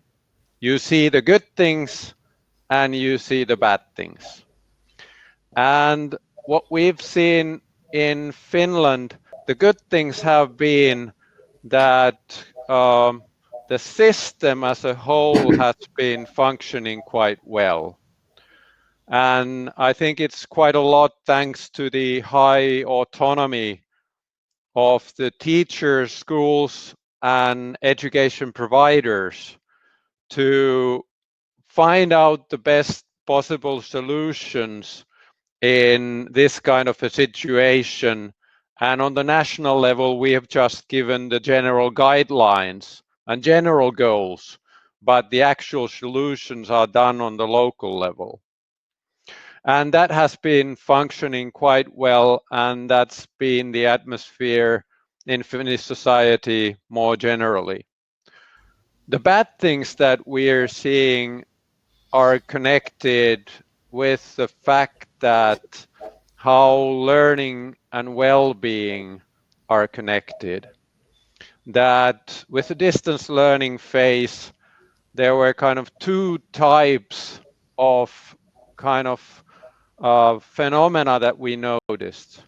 First one is the fact that if there were kind of social problems at home, or there were kind of problems with alcoholism, drugs, or bullying of children or something like that, there was a risk for those children to drop out of school, and the school not being able to contact with those children. The other phenomena we noticed was the fact that both the students themselves, their parents, and teachers said that some students were really flourishing during the distance learning, that they were doing better than ever. And the reason was that they could concentrate entirely to the learning with the distance mode. And that kind of gets us to the question that how we are running our schools at the moment. Should we do things differently when we come back, that also these children could flourish when they go to school. And that kind of comes to the big issue that what is a school for? Is it a place or is it a service? And I would say that it is also a place. You cannot help every child to grow into humanity and being respectful members of the society with distance learning. And those are also issues that are very difficult to measure, at least if you don't have 50 years time to wait for the measurement. Great. Thank you for that start of a 10, Olli-Pekka. Really interesting about that fundamental question of what is a school for and the reality check on what we can actually measure at this early stage. Stanella, let me pass over to you with your cross-border experience and expertise on the Sierra Leonean position in particular.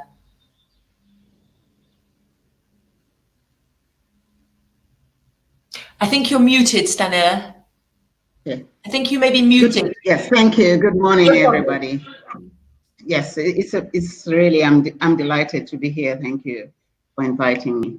Well, as you probably know, we had an experience before during the Ebola crisis, where schools were shut for almost a year, well, 9 months to a year. And we learned quite a few lessons from then, because the radio teaching program started after the emergency was declared on the 31st of July in 2014. It was not until the first week of October that the radio teaching program started. So we have an experience of what has gone on before and what we needed to do and what the expectations were. And we knew that people would anticipate that a program for children and teachers would be expected. So we lost no time at all. When schools closed on the 31st of March this year, it was within a week of the school closure that we launched the radio teaching program. Of course, we had the experience of having worked on the program before in the past, as I said. So there were presenters who took part at the time during the Ebola.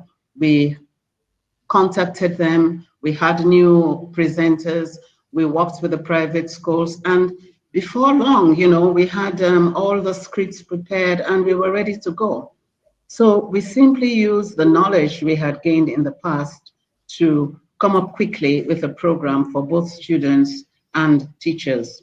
And of course, the public appreciated it because this was what they were expecting, because it's become like a norm now that during an emergency that this kind of service should be organized for school children and their teachers.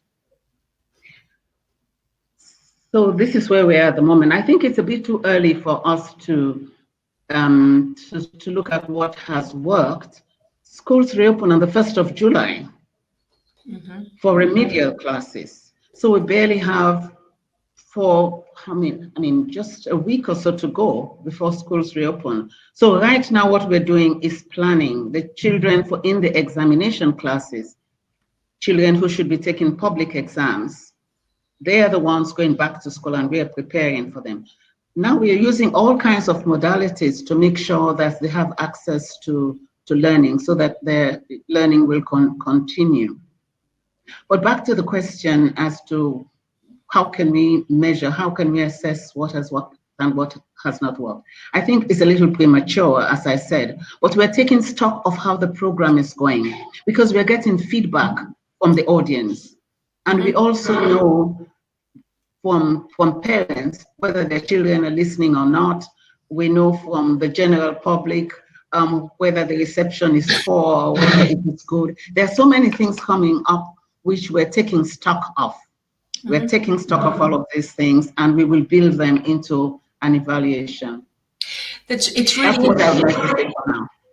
Sorry to have cut across you. It's very interesting just to pick up on your talk about the previous experience of pandemic in Sierra Leone and what that did in terms of a two-way relationship with parents and the wider society in terms of expectations. And that may be a theme that we'll to pick up again later. But now I'd like to bring in Dr. Hassan El-Derham, who of course can talk more about the experience of university shutdown and the specifics that has involved. Hassan. Yes, hi Claire. Thanks everyone, and thank you for giving me the chance to be part of this intellectual discussion. As you mentioned, I will, probably look at this from the higher education perspective. Higher education probably would have different challenges and as well as opportunities with this pandemic that has struck the world. So for us, if this pandemic teach us a thing, then is that we are all connected in one small, village where if an incident happens in Wuhan would affect the rest of the world or any part of any city in the world. At the same time, it also teaches us that each country or locality of a country has its own variables and challenges. The context of dealing with the phenomena would vary from one country to another, and it will also vary within probably some of the large countries. So for us here in Qatar, we are a small country. However, we are, we have lots of financial resources where we would have the ability and the flexibility to agile, to be lean, to react and respond, softly and promptly to any challenge that we may face. For us at Qatar University, we have already started 3 years ago with our digital transformation strategy. So when this problem occurred, we were almost ready to react, within a couple of days, and to switch into online learning. It was a challenge to our students as well as to our faculty at the beginning, but they have accepted the challenge. They were very motivated to move into this mood of teaching. And we've been watching and conducting several surveys to make sure that we react very fast if there are any negative or disadvantage acts that we need to react upon.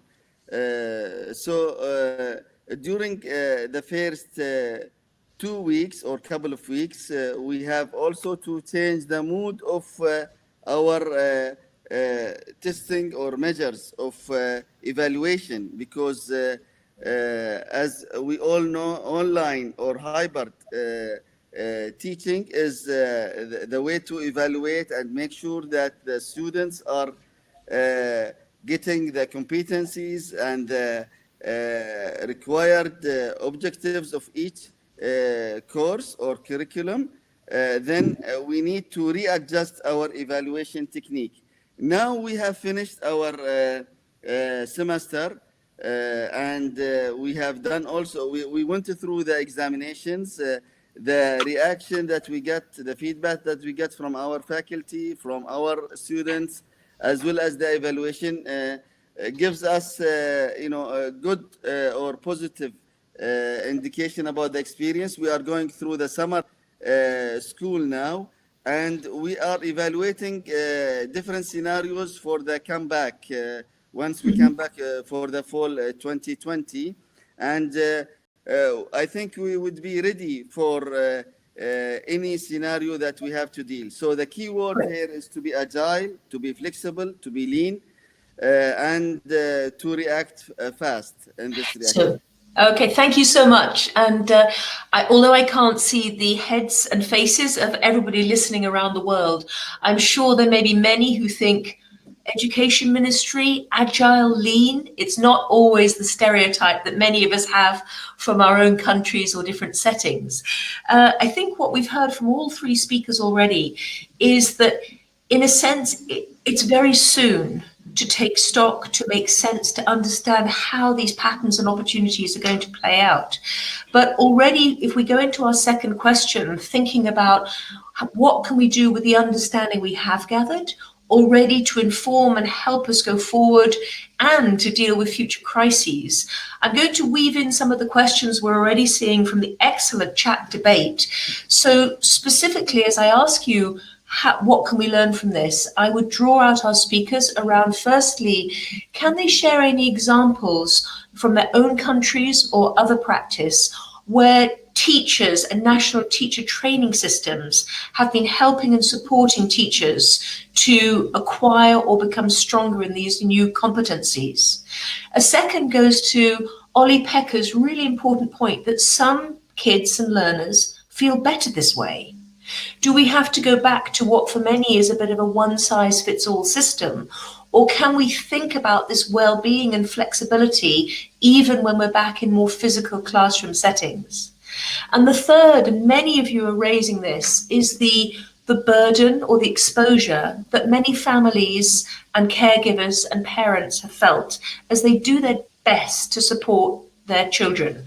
Are there examples of how we can accelerate learning interventions to help with parental literacy, recognizing how very different those family settings will be? So Ollie Pecker, I'm going to come back to you, and you can pick which bit of that you'd like to focus on, and do feel free to pick up on other points that your fellow speakers have made. Thank you, Claire. Excellent questions. I think that one of the learnings that we've had with connection to the parents and homes is that I have a feeling that everything important was actually done a lot of before the crisis started. Because what we noticed is that if there was a functioning communication and collaboration between the parents and the school, things went fine also during the distance learning mode. Because there was a kind of a shared understanding that what school is for, what the teachers are trying to achieve, what are the pedagogical solutions that they are having. And although the circumstances for learning changed, those things stayed the same. The learning as itself didn't stop. And the learning from this, to me, is the fact that we have to make sure that when the sun is shining, we take care that the whole system and all the different shareholders of that system are aligned, that there's a kind of coherent understanding between them what school is about. Another issue that I would like to pick up is the question connected that what the school is for. And Claire, to your question that is it kind of the idea of one size fits all, does it function in today's situation? And I don't think it does. That we are still pretty much kind of having the industrial mass education mode in power in our systems. And when the needs, the circumstances, the backgrounds, the personal situations of each student, when they are more diversified, the one size fits all kind of makes harm to large part of the student base.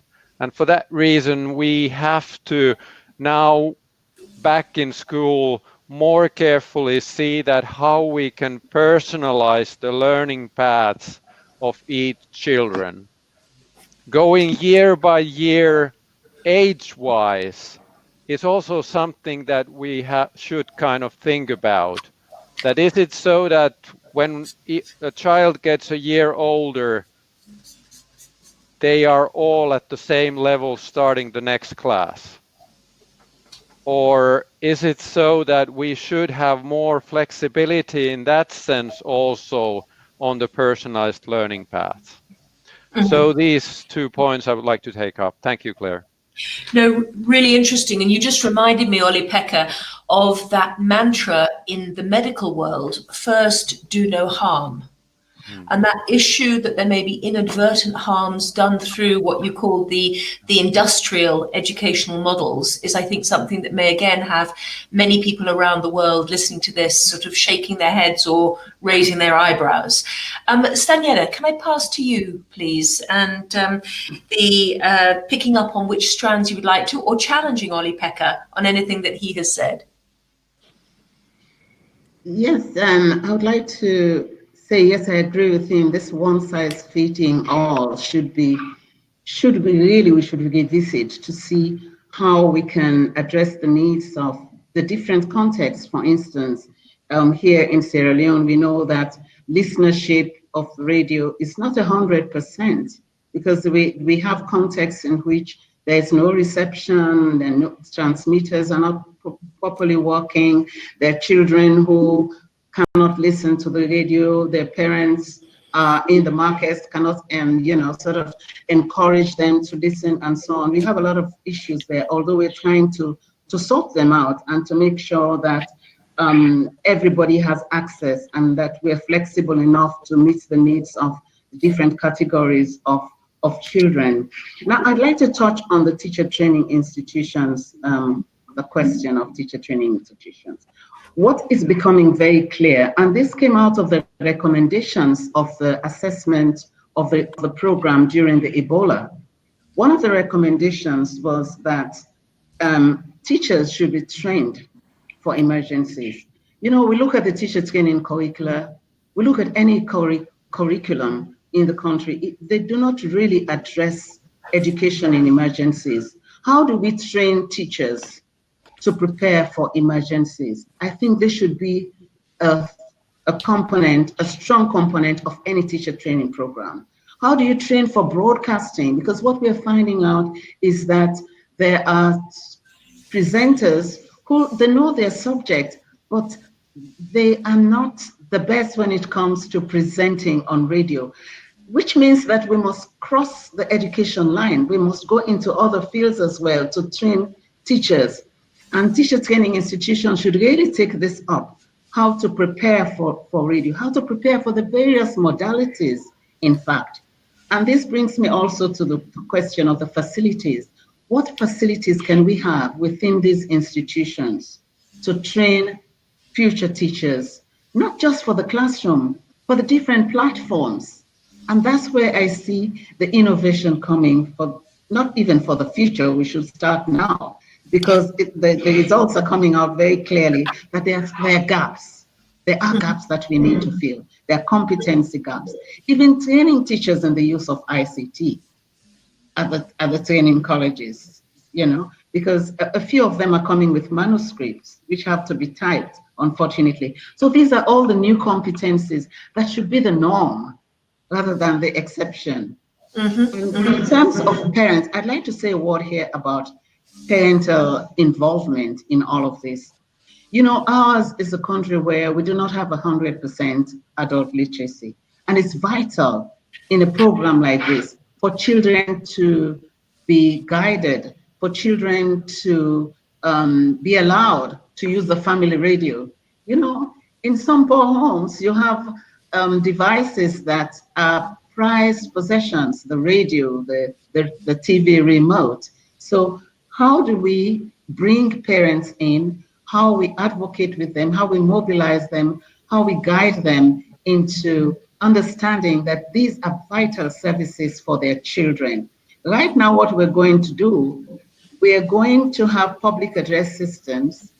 We're going to mobilize the public, going into the marketplaces, the different parts of the villages, to get people to know that there is a service going, and the parents should allow their children, not even only allow their children to use the radio or other modalities that are available, but also to have oversight of what they're doing.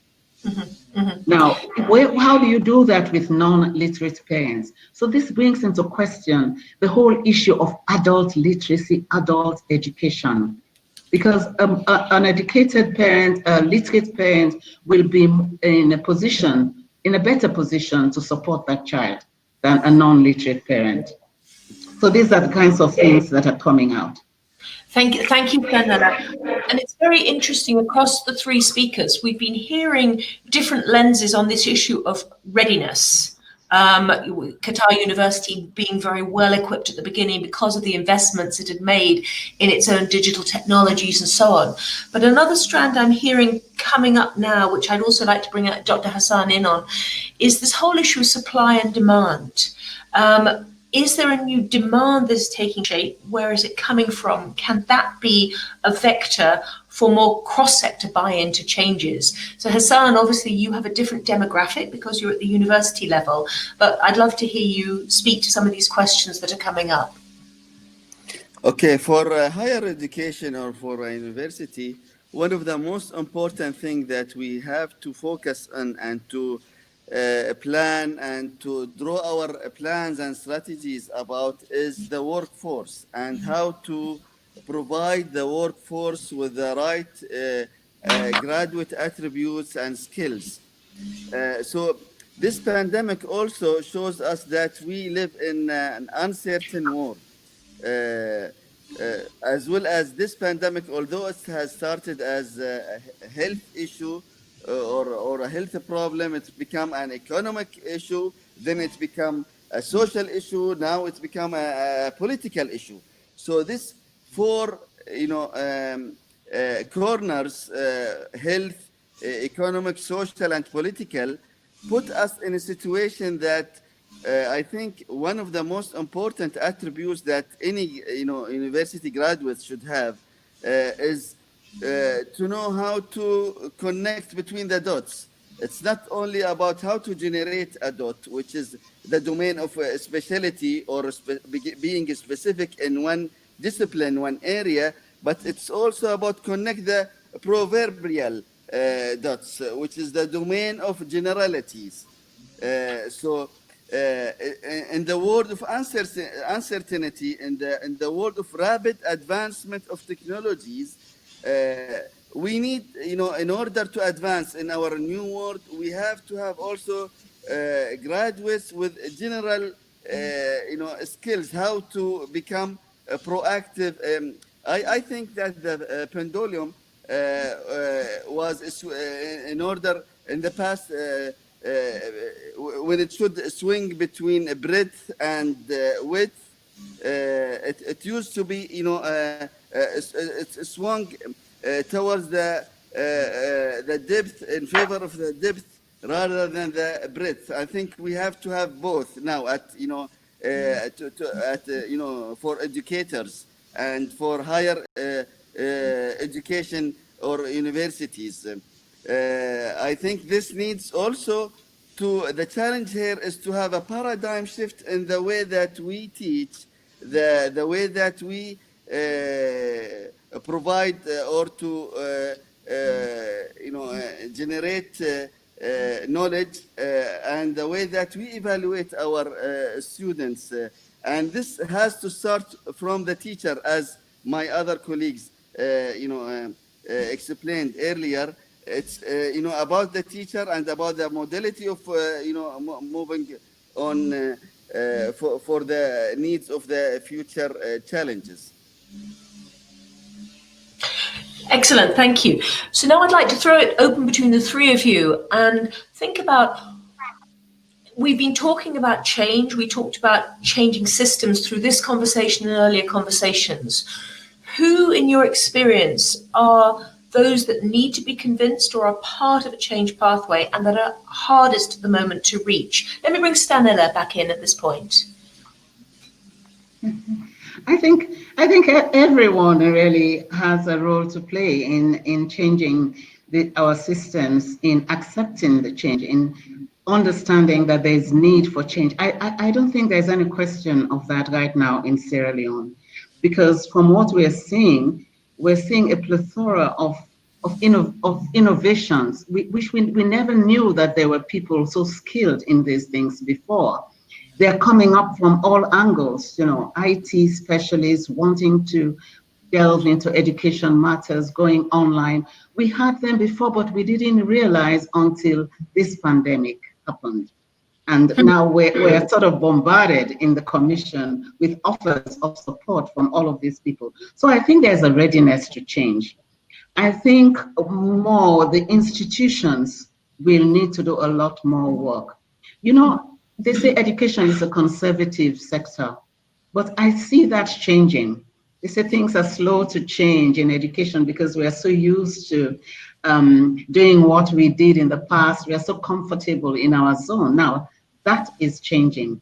I see now we have two ministries of education. There's a Ministry of Basic and Senior Secondary Education. There's a Ministry of Technical and Higher Education. And a lot is happening there at the Ministry of Technical and Higher Education. That ministry is barely 2 years old, but they're achieving so much. Now that their students are on break, there are online services for them. The technology up there is far advanced. They have their website going. Things are happening at that level, but I would like to see it happening at the systems level in the training colleges. I keep going back to the training colleges, the changing of the system, the facilities, the curricula, the content. Like even for us in the commission, we have to change. How do we manage teachers in an emergency? Because once the emergency, when it happened, teachers, schools were closed and there was no work for the teachers because the schools were closed. In the private schools, there was something different because they organized classes for their students, being smaller in number. So for us now in the commission, it's a matter of looking at our policies. Again, we've just had our policies endorsed by a subcommittee of our cabinet, our teacher policies for registration and licensing, policies for teacher management, teacher development and performance, teacher-employer relations. Now, looking at the teacher-employer relations policy that has just been endorsed, I now observe that teachers must understand that even during a lockdown, during an emergency school closure, they have a role to play. They have a role to play to link up with communities, to find out how the children are learning when the radio program is on, to support communities and to support children, go around and find out what is going on. Okay. So managing teachers in an emergency is something that we in the commission will have to look at. Okay. Thank you, Stanella. So those are some great reflections to draw your strands together, really focusing on the need for the formal institutions of education to really open themselves up to transformation. And you gave some examples that sounded very optimistic in the sense the new entrance into the field, there's previously untapped innovative potential, and therefore these new avenues for catalytic disruption if formal institutions are open to build on that. Hassan, let me turn to you for some sort of final reflections or a provocation there, and then we'll finish off with Oli Pekka. Hassan. Yes, I think I also agree that, the education system is usually, it's heavy to move from one point to another and to change its traditional ways of looking at things and to be innovative at the same time.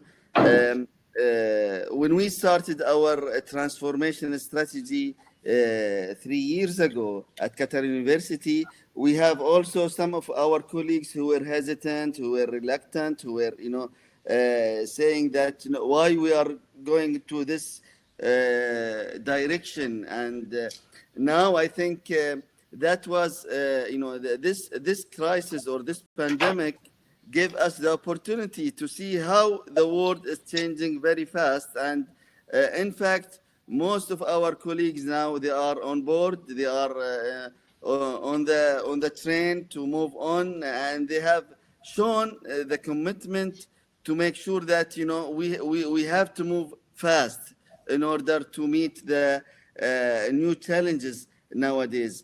We need also during this crisis, we need to manage it in a way that we have to be where communication is a vital during this uncertainty and during this foggy time.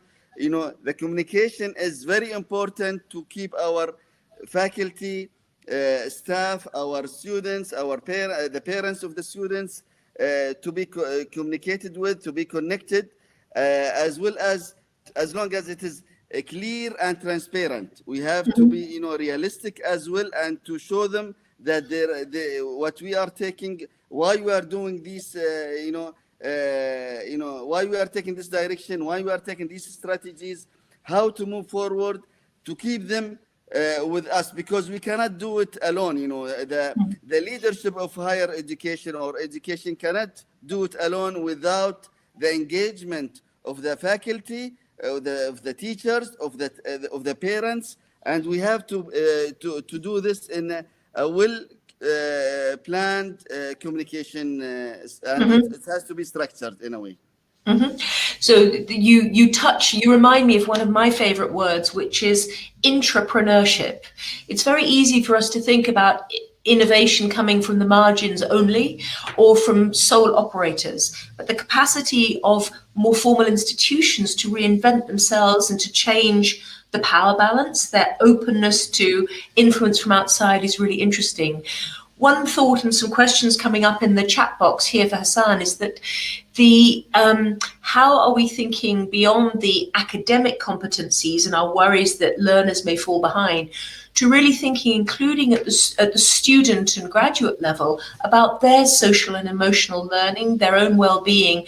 It may be easy for us during this pandemic perhaps to focus more on the well-being of younger children and not to see that these multiple anxieties that are affecting older young people who would have been entering the workforce could be critical. And so that reminds us again of the intersect of physical and mental health with everything we're talking about today.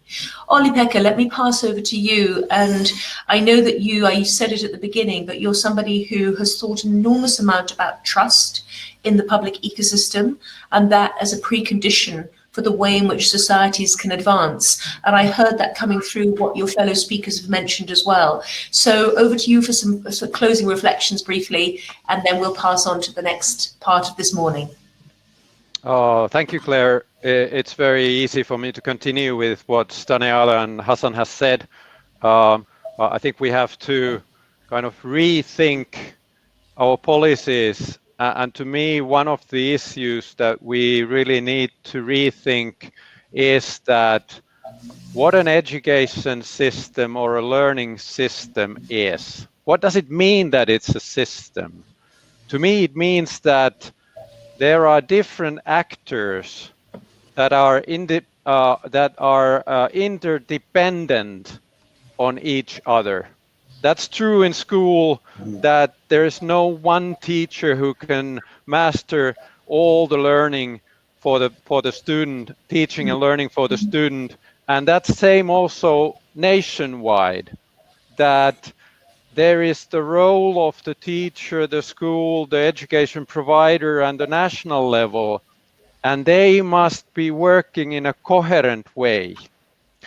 And to me, this kind of shows that in order to kind of reform our education systems, we need to work in a way that we involve all these actors together. There's enough interaction between these different actors, and they live the same reality. You cannot do this change from top down, but you have to do it at the same time with a learning loop that you constantly develop on all the levels, and you kind of free the professionalism, for example, of teachers. Mm-hmm. Once you have for teachers the developer identity, then they are taking care of the responsibility in kind of very rapid changing situation, like with the distance learning mode that happened very rapidly. And there is also the kind of issue that it means from the national level that we should have quite kind of humble politics, understanding that we don't have all the right answers, but they are kind of go develop together in that learning process with all the shareholders. And also that includes the kind of issue in our title, how to measure schools, that also the metrics should be something that is co-developed together in the system with the learning loop. It's not something that you kind of give from above, but it's an essential part of the system's development as itself. And this is the kind of way of developing our systems that I see that is a sustainable one. We can not only make it good by concentrating on teacher education or saying that we have a good curriculum or we have a good kind of relationship with parents or we have a fantastic early childhood education. We have to have them all.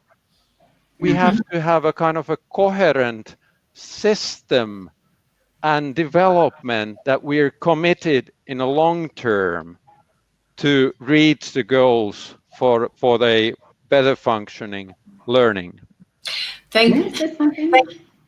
you, Olli-Pekka. That was a really great set of closing reflections that brought us neatly back to the way in which I opened up this conversation.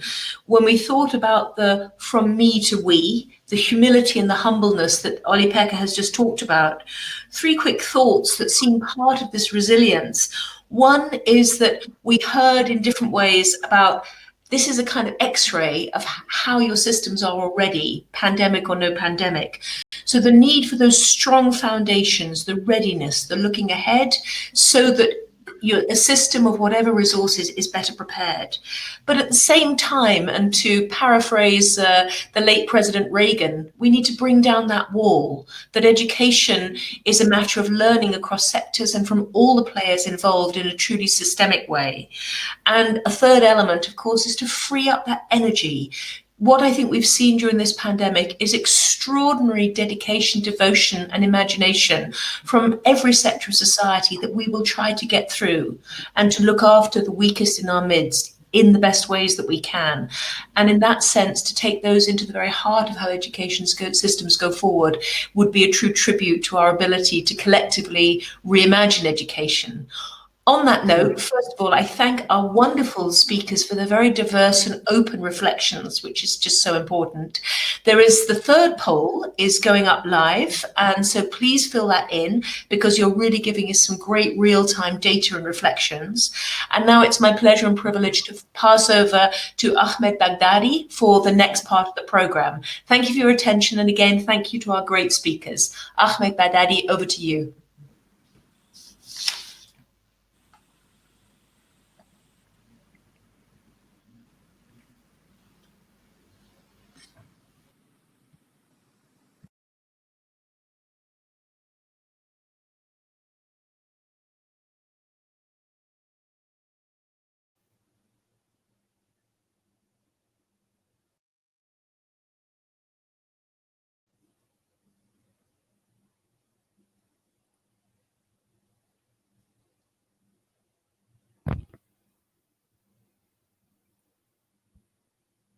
Hello?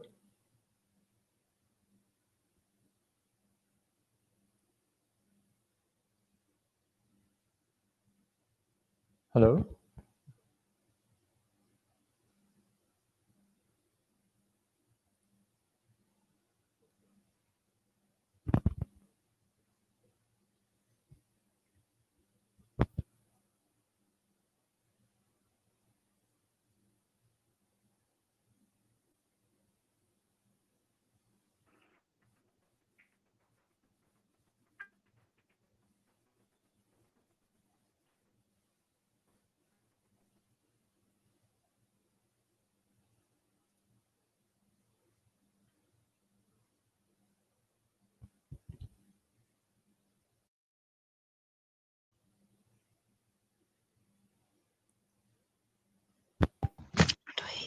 Okay. So, hello, ladies and gentlemen, and thank you for joining this part of today's session. In this session, we're going to look at institutional and individual responses, and we'll be looking at recommendations for building back better and future preparedness for our education systems. My name is Ahmed Baghdadi. I'm the research manager at WISE, and I'm very pleased to welcome three distinguished speakers here who will be sharing their perspectives and experiences from different parts of the world. We will start with a presentation from Asif Saleh, who is the Executive Director of BRAC Bangladesh. And for those who are not familiar with BRAC, BRAC is the largest NGO in the world with operations in Asia and Africa, mainly helping students in underprivileged areas. We will then hear from Grace Mainea, who is the Senior Deputy Director for Curriculum and Research Services at the Kenya Institute for Curriculum Development. And Grace will share with us her experience in Kenya and how they addressed the issues related to school closure and how they plan to open back the system in September. And then we will end up with a presentation from Naif Al-Ibrahim, who is the co-founder and CEO of Ibtikar, a technology-based company that provides solutions to education organizations in Qatar, mainly the government, schools, and students. And Naif will share experiences on the situation in Qatar and how they can support the education system. I can now pass on to Asif, and kindly ask Asif to start.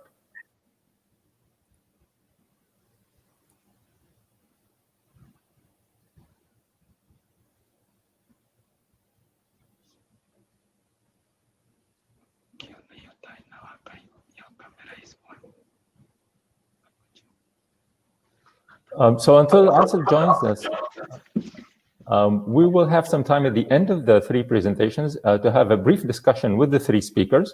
So I'm going to ask each speaker one question, and then we'll try to see how the responses and the future preparedness differ across regions, different regions of the world. We now have Bangladesh from Asia, we have Kenya, and we have Qatar, and we're hoping to find some similarities or maybe differences that we can all learn from during this session. Asif, feel free to jump in when you're ready. Sure. Can you hear me now? Yes, we can. Thank you. Okay, great. So sorry, I just jumped in, so I missed the discussion. Yeah, I gave a brief introduction, yeah, sure. But now it's your turn to please start your presentation. Oh, okay. All right. So if my presentation is with the folks over there. So right. We can start this. Yeah. Okay. Great. Thank you so much. So I will kind of focus a little bit on how we are preparing with this pandemic. So of course, just giving a bit of a context on what BRAC School is doing. So if you can just go to the next slide. So like everybody else in Bangladesh, we have had a huge challenge. I mean, all the educational institutes are closed since March 16. So we are seeing a mass discontinuation of learning for around 30 million students. Even some of these second chance schools, education schemes that are run by governments, they're also disrupted, putting almost 1 million out of school children in jeopardy. So next slide, please. Yeah.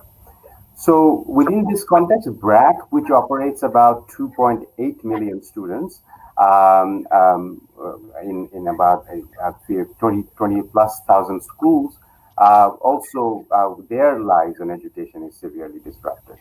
So just to give you a bit of a context of how what a typical BRAC school looks like, you can go to the next slide, just some pictures. I mean, it's typically set up in a very low cost and low resource setting, hard to reach areas, targeting mainly the sort of the people, very poor, ultra poor students who do not have access to public school system or have dropped out of public school system. These are operated by one teacher, and there are about 30 students in any given school. They teach the same cohort of children for about 4 years, and targeted towards the 8 to 10-year-old children from very marginalized communities. Just to give you some context on the pictures and stuff. So obviously these the setting are not going to be possible going forward for us because obviously the distance, maintaining social distance and other things. So how are we kind of preparing? What are the thinking going forward? So as if you can go to the next slide. So as the sort of pandemic hit and the schools were shut down, we kind of also started quickly to assess the situation of what's going to be the impact, because we were not sure how long this is going to be. Although now we have a slightly better idea, clearly that this is not going to be, we're not going to go back to the old way of doing things in the short term. So what we basically did is that we also closely worked with the government. And then one thing that the government started very quickly was this teaching through these parliamentary television. They kind of allocated the parliamentary television to broadcast lessons throughout the country. And BRAC also took part in terms of creating some of these lessons. However, what we did when our assessment started, and we saw that about 56% households have access to television. And when it comes to internet, the access goes to about 37.6%. So clearly that was not enough for everybody. And also this whole essential thing around reducing learning loss became some of our key objectives. If you can go to the next slide, please. So, so our focus became that, okay, while it's great to have learning new lessons as well, I mean, we don't have that interaction in this one way of teaching. So we needed to figure out a way that in absence of internet and smartphone penetration, how do we connect? How does our teacher connect? Because what we feared that there would, because of this prolonged sort of delay, there would be a huge sort of barrier in terms of and a learning loss for the students. So we tried to put together a notion of a BRAC homeschool, which was targeted for grade 5 students, and the school catered to about 20 to 25 students. And the essential idea was that the access to mobile phone that people had, the featured mobile phone, about 95% access was there. So how do we use that to kind of create some level of interaction with the teacher and the students? Of course, the teacher can't connect to all the students at the same time in the mobile phone.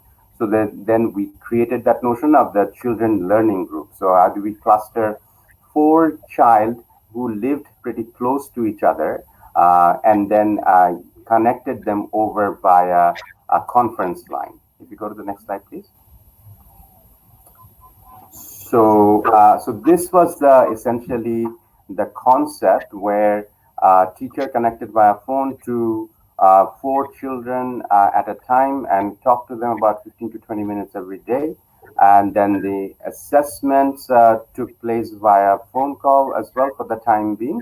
But the essential idea was to keep them engaged on a regular basis, and at the same time bringing in also the other actors like the parents and peers in the conversation, so that essentially the learning doesn't become just a teacher's responsibility. The parents were also involved and the peers were also involved, and so they can learn in clusters with some level of interaction that happened every day with the teacher. If you go to the next slide, please. So the idea was that we were tried to be very pragmatic in terms of what's possible. So a curriculum was made suitable for homeschooling. We did the virtual supervision over the phone. Then we actually had to teach train the teachers on homeschooling via digitally as well. And the virtual class took place over the phone as well within this whole notion of the children learning group. Next slide, please. And the idea behind that was that, you know, what we sort of know as one way of this whole teacher-centered learning, can we move from that to a more distributed mode of blended learning? Blended in here is not necessarily digital and online. This is more like more blended in terms of teacher-centered and student-centered together. So that means the more autonomy to the students, a bit more personalized learning. The family, the parents actually took a greater responsibility in ensuring that the students actually are doing their studying. And then because these learning groups had children who were pretty much within their neighborhood, so they could also talk to their peers and essentially involve the community as well. Next slide, please. And this is a phased by phase approach for us.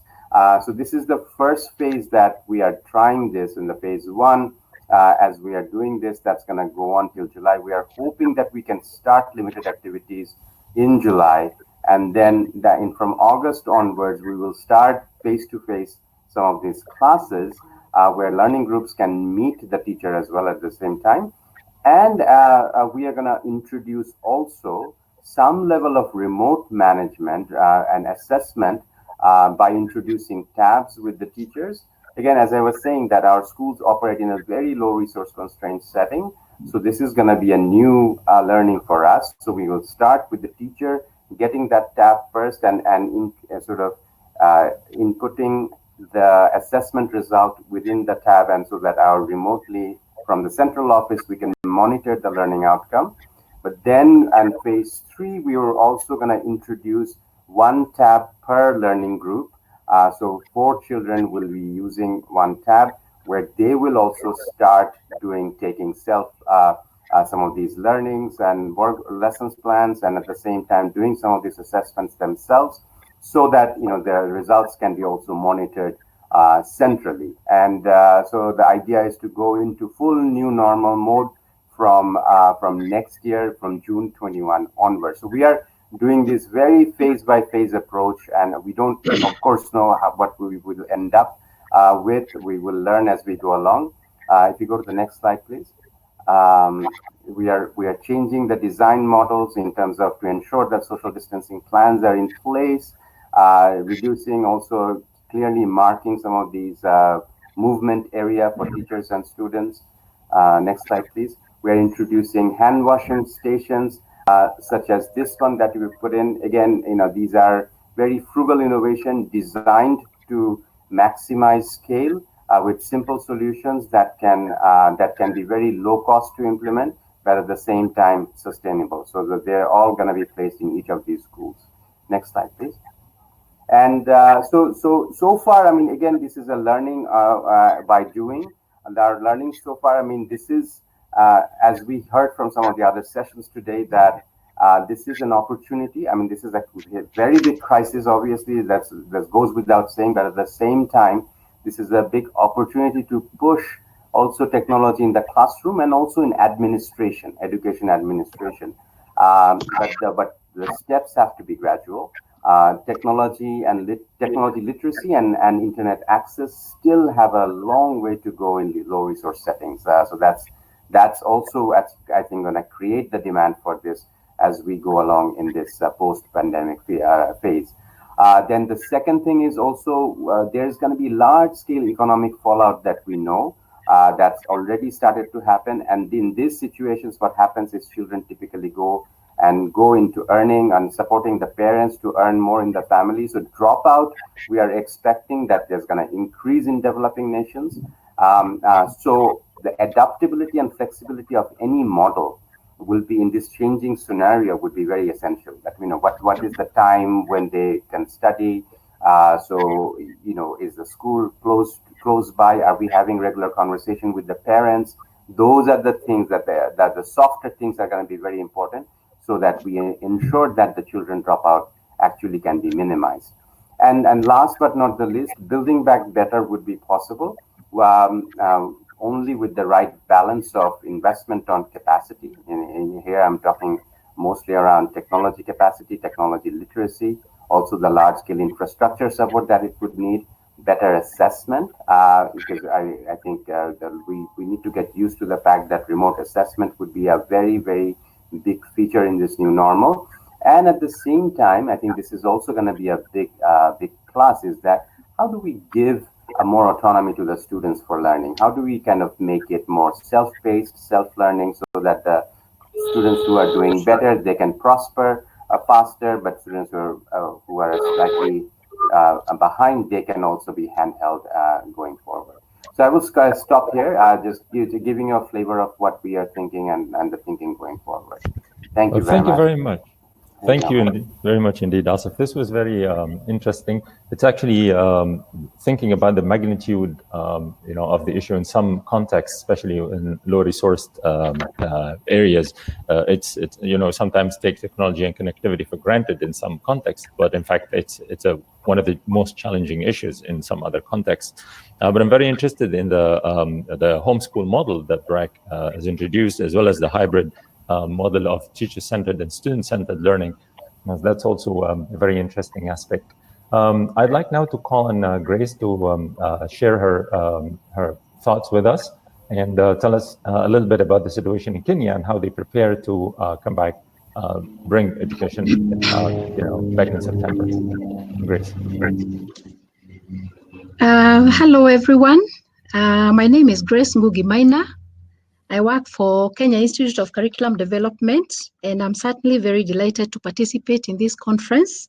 I'll be sharing with us Education Disrupted, Education Reimagined, the Kenyan Experience. And I want to start by saying that there are certain diagnostic tools KICD has used to respond to the crisis. And like most countries in the world, school closure in Kenya was actually a measure to contain COVID-19.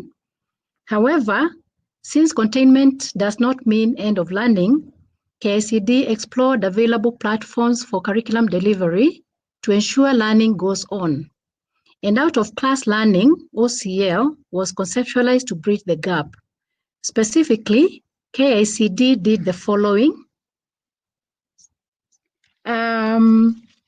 We've been able to revamp platforms for TV and radio lessons. And through the KICD, that is Kenya Institute of Curriculum Development Edu Channel, which is a TV program, and KBC channel, we've been able to use our existing programs, the TV and radio programs, but we've also developed other radio programs and TV programs. And so we've been able to actually revamp platforms for TV and radio lessons.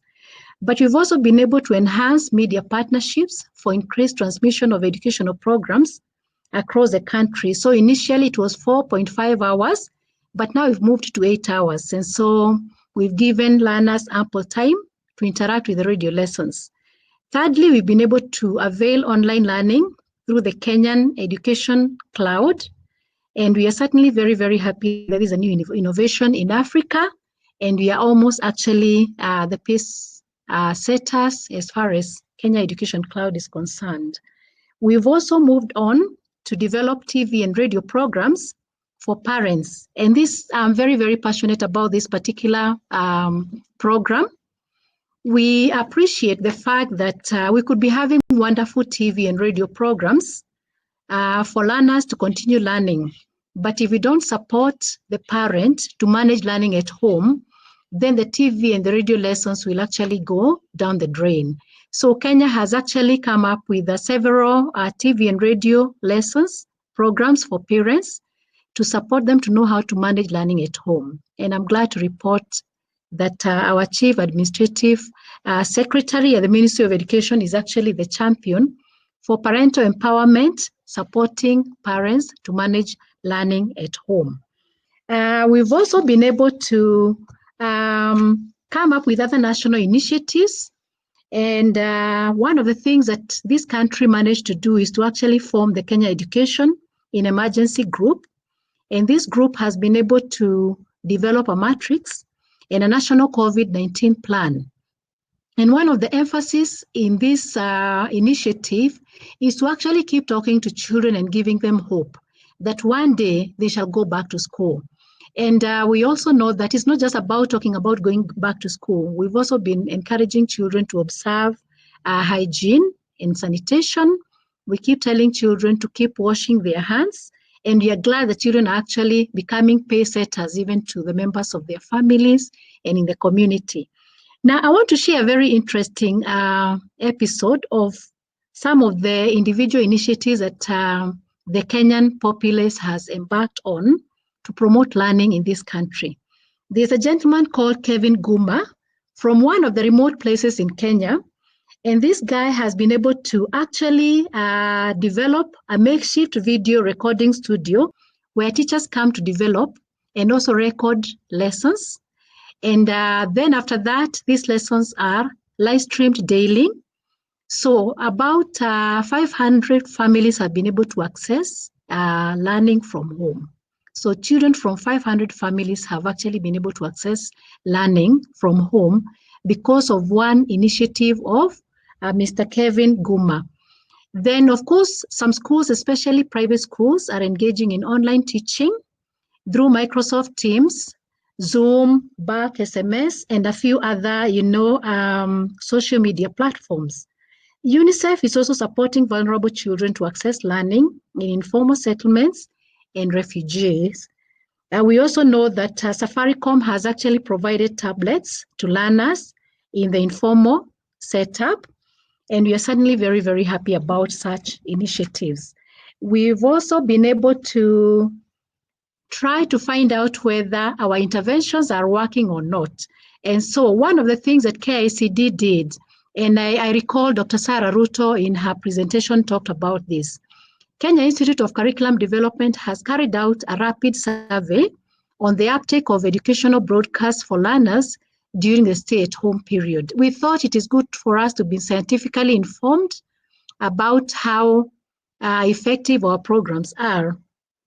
And so we used the online survey platform and SurveyMonkey to collect data from stakeholders. And our stakeholders included parents, learners, and the senior relevant stakeholders on matters education.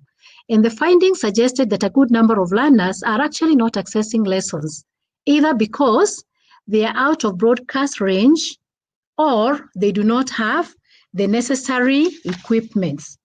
And so recommendations were given from this rapid survey that we conducted, and KICD was actually challenged to explore different ways to sensitize stakeholders on how they can access schedules for programs and the lessons that you're also offering in the education channel, which is a TV channel that is owned by Kenya Institute of Curriculum Development, and to also sensitize stakeholders on how they can also access TV, radio lessons in the Kenya Education Platform.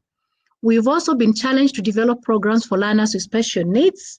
We are saying in Kenya that special needs education should not just be an advocacy issue, it should be in the mainstream. And so we are working very, very hard to make sure that these learners have also been reached.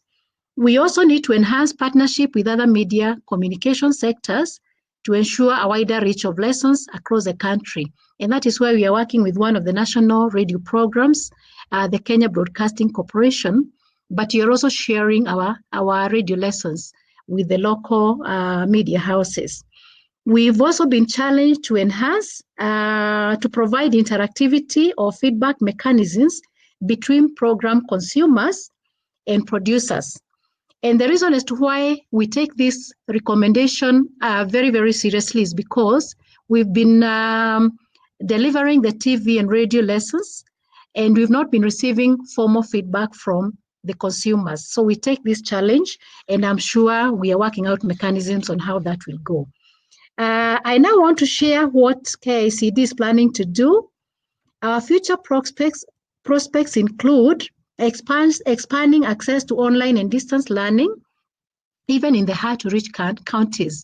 And you may recall that Dr. Sarah Ruto talked a great deal about that. We want every Kenyan child to be able to access learning, so we shall be expanding access to online and distance learning. Secondly, we hope we can enhance collaboration between government and non-government agencies to assure quality education. And UNICEF Kenya Country Office is doing a commendable job.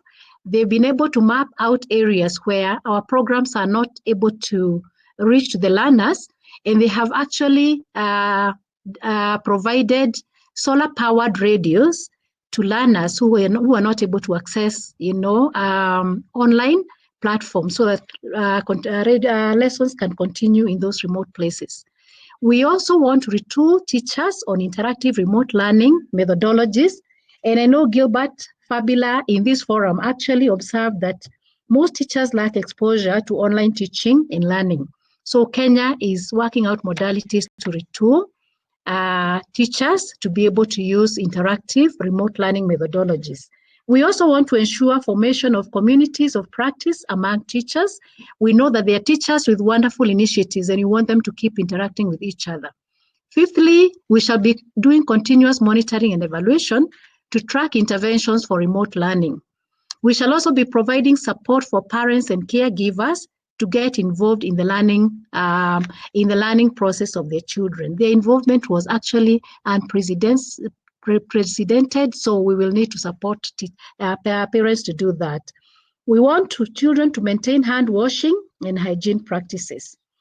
Other initiatives that have taken place in this country is that the Ministry of Education, on behalf of the Kenya government, the government of Kenya formed a task force to gather information from citizens and benchmark to identify best practices on school reopening. We are actually hoping that schools can reopen in Kenya in the month of September 2020. But we'll also make sure that basic protocols and procedures have actually been put in place to ensure safety before schools reopen. And finally, I want to give suggestions to other countries based on Kenya's interventions. One of the interventions that we'd like other countries to adapt from Kenya is that we all need to embrace online distance learning and the use of multimedia elements as another new normal approach to learning. And I want to challenge the other developing countries to really embrace this. Kenya had actually developed a number of TV and radio lessons, and we are glad that we can now go back to that storage facility and use that. We need to consider parents as a primary target, hence initiate parental empowerment and engagement strategies for them. Parents have ceased to be our secondary target on matters education. They should be our primary target. We also need to harness time at home to build on non-academic skills in children for holistic development, especially engaging children to engage in age-appropriate chores, even at home. This is something that we know many parents have relegated to the periphery because you have house managers, but you're saying that children should actually engage in age-appropriate chores. And finally, it's my prayer that other countries will also develop psychosocial programs with sessions that will help our children to actually own their learning and take responsibility for their own learning. And those sessions could actually include things like resilience building and following daily routine so that they are able to actually manage their learning in an effective way. I want to thank you for listening to me. Let's keep remembering that containment is not the end to learning. Thank you very much. Over to you, Hamed. Thank you, Grace. This is very inspiring. In fact, it's interesting to learn that Kenya has responded in so many different ways, and including things like TV and radio lessons, and especially something like the makeshift studio that was developed for the teachers to record lessons. This is very interesting and probably a potential for a lot of countries to learn from. In the interest of time, I'm now going to ask Naif to share with us his experience and his insights into how to prepare for the future of education. And I hope we can have a few minutes at the end to spare for one or two questions. Naif, please. Yeah. Hi everybody. Good afternoon. I'm very delighted to share our experience in this virtual global platform where we learned a lot. So basically, in my case, I'm gonna talk about Epticor Digital Solutions is a startup, is a company here in Qatar. We've been working and operating on the ground for the past 5 years. We focus on designing educational experiences that helps individual to gain skills to deal in the era of the fourth industrial revolution. We cover a huge segment of users from K-12 all the way to the university students, all the way to entrepreneurs. We approach the industry by providing a turnkey solution from content creation, professional development, program design, supplying and installing technology. So a wide spectrum of things. Our programs varies between after-school activities, seasonal camps, running and operating innovation space between makerspace and fab labs. So this is the fundamental approach of our company. So prior to COVID-19, our focus was mainly on the projects and the programs, and this is due to the nature of the local demand, where it was heavily relying on the services. But with the COVID-19, we got a huge hit as a private company, and this is due to one simple reason. Our operational model depends highly on having the physical interaction between the mentors, the coaches, the trainers, and the end users. So that was an opportunity for us just to step back and to reflect, and how can we build a much more robust, sustainable educational experience that has an impact on the individuals. So with such a pandemic, we've been really considering how can we productize our services. How can we start shifting from the services model to the product model? And this is to assure the sustainability of an impactful educational experience. So we spent some time really revisiting all our operational models, all our services, the programs, and looking how can we have this kind of transformation on our programs. So one major program that we've been running for the past few years is our summer camp, which covers a huge number of end users, between 5,000 to 6,000 students. So in this model, we serve the Ministry of Education that covers most of the schools in Qatar, or we serve it as B2C. So it's either B2B or a B2C model. So with the summer camp, what we did, we ran a survey that covered around 1,100 parents. And that was driven by an objective. We wanted to really understand further what they are looking for. What will be their main expectations? What is their main pain? And how that information will help us as a company into reshaping our educational experience. So the questions varied from understanding how many kids do they have, to which grade do they go, what are the challenges that they are facing looking for such programs for their kids, what are the areas that they are interested in investing for their kids, all the way till the type of topics that they would prefer their kids to have, and that will help their kids building a certain skills at different areas. So with that data that we gathered, it helped us to really reshape our educational experience, having the user in mind. So from having the physical classical model of deploying things all the way till the model, electronic virtual model. So here is like one example of how we have different steps for the user to go through the camp, where they have their registration, and then they get a tutorial video on explaining to them the camp process from day one all the way till the closing of the camp, until they get the sanitized kit. So part of our projects is we're really keen on having hands-on experience. So we managed to have this kind of, okay, there is a physical part of our experience and there is the virtual part of our experience. With the physical part where we ship boxes that has certain kits to serve different topics, sanitized one, and then the kids could interact with mentors, coaches through virtual interaction, where the coaches or the mentor will help them to go through the process of building something, having the instructions from the video or the kit itself, all the way till they reach a point where they finish their projects, and then they need to demonstrate their understanding by explaining what they have learned, explaining the outcomes, and upload that and share it with others. And then we close that by giving them a certificate, an e-certificate, just to encourage them and to motivate them to really keep their engagement with such a programs. So with such a revamp and reshift, we managed to really adapt a new way of doing things on the ground, and that is really shifting the physical classical model into the online virtual model that keeps a hands-on activity a major component of such an experience. And we ran a number of pilots. It was very successful. The pilots were driven by us. We really wanted to validate the customer's expectation, the customer's needs. At the same time, our team internally, how can we start having this kind of transformation of doing something classical all the way to do something in a different format? And we succeeded in doing that, alhamdulillah. So thank you.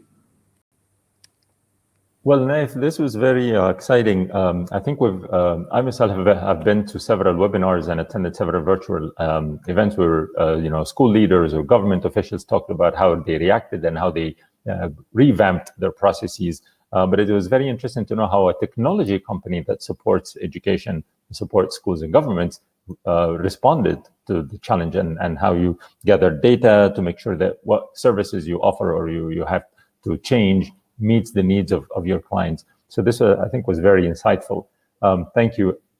I'd like now to ask our speakers if you could, switch on your video and probably join us for a brief discussion. One thing I would like each of you to contribute is, what do you think would be the best advice to give to government and school systems starting back in September? What would be your best, your one top advice for systems? And maybe you can start with Asif. Yeah, I think one is that, as I was saying, that the government has to be very mindful for the external situation as well. That, we almost have to go back to like 10, 15 years when the public access was limited in schools, in countries like Bangladesh and others. So we had to create all these new models where we looked at all these different reasons why students actually dropped out and tried to address them, right? I mean, flexible timing, having these informal schools close to their homes so that they don't have to walk a lot. Get regular interaction with their parents and teachers to really understand what's going to stop them from sending their kids to school. So there are real practical reasons that we'll have to figure out. So this is a crisis that the governments alone cannot be able to face clearly. And there is a bigger role for organizations, social innovators, to really work together and support not only the traditional school system, but also create and link their informal or non-traditional actors to link with the system as well. So how the government can also bring all these parties together, whether it's private sector, NGOs, innovators. We will need a lot of support going forward, because I mean we are in uncharted territory, because all these things that I was telling you about in my presentation, some of these will be real push to take this on, because and particularly in a very stressful macro environment where you will not only talk about a very difficult economic condition for your family, but at the same time you're dealing with a lot of different stress in terms of healthcare and other things. So within that, education may get deprioritized. So what I heard from Kenya, from Grace Mina's presentation, has been something very positive about that mental health support, the counseling support. This is something we also are starting to introduce, like sort of social emotional learning, and at the same time supporting and counseling, having some ability to counsel not only the children but also talk to the parents themselves, because Indeed. Unless we look holistically, it's going to be very, very difficult. Thank you, Asif. Thank you. This is very important. I agree. I think, Grace, I don't know what you think would be your top advice to governments and education systems starting back in September. All right. Thank you very much, Hamed. My take is that we must really make sure that learners are sensitized sufficiently on the need to take charge of their own well-being. So schools will reopen, and I'm sure we'll not have flattened the curve completely. So COVID is likely to be with us for a while, and you need to keep teaching children to manage their own health. We must start talking to them before they even go back to school, and create an impression to them that actually their well-being is their responsibility. So we must really focus on that. But I'm also thinking it is critical for every nation to actually make sure that the very basic protocols for COVID-19 prevention have been put in place. If that doesn't happen, then we are likely to have another, phase of COVID pandemic or adversity coming to us. But Hamed, I would also say that we need to keep reminding children that they need to keep growing in all areas of their lives. They should not just focus on the academic development at the expense of other dimensions that affect their overall development. So that is my take. Thank you. Thank you. Naif, please share with us your top advice. So my top advice, I think my colleagues here already tapped on it in a certain way, but just to re-emphasize on that specific advice, I think in such a situation, it's very important to keep the user in mind, the customer in mind. Is more about being open to hear from them, is about to hear their expectation, their feelings, their emotions, what they are going through, and what they will be expecting us to deal with and to take an action based on. So I totally understand the government might be overwhelmed with such a pandemic, with such a crisis, trying to manage priorities, trying to manage crisis. But being open to the customer, to the end user, who are the students and the parents on the backside as well, are very important in such a process. Absolutely, and this brings up the importance of data collection and data gathering and understanding of the outcomes and the importance of monitoring and evaluation as we change course, as we revisit policies or reshift programs and models of education. This indeed is very important for everyone involved in education. I would like to thank you all very much. I would like to thank Asif from BRAC, Grace from Kenya Institute for Curriculum Development, and Naif, the CEO of Aptikar, for sharing your thoughts today. And it's time for brief closing remarks. So I would like to hand over to my colleague, Dr. Asma Al-Fadala, the Director of Research at WISE, to give us the closing remarks. Thank you, Dr. Ahmed.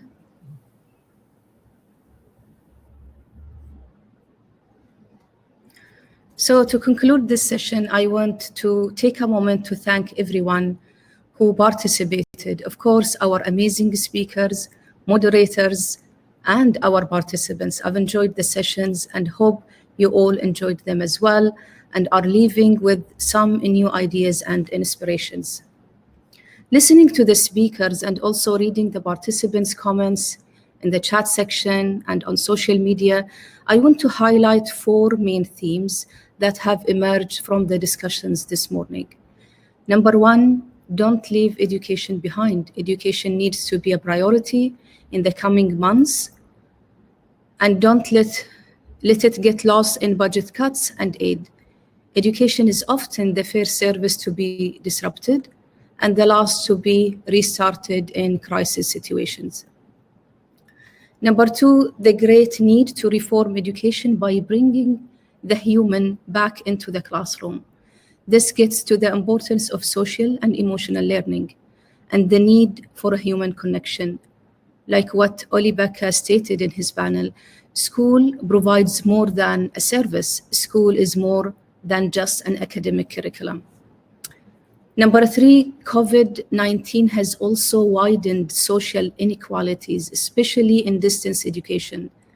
The pandemic is a good opportunity to recreate public policies without discrimination. We need more than ever to bridge the equity divide in our global learning systems. And finally, it seems we all agree on what kind of changes need to be made. And now we need to talk more about the how of building back better, the transformative and systemic change that we need to start implementing. How do we begin to do that?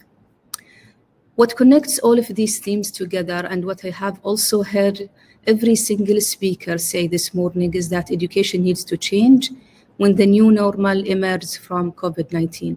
So the old normal is not working anymore.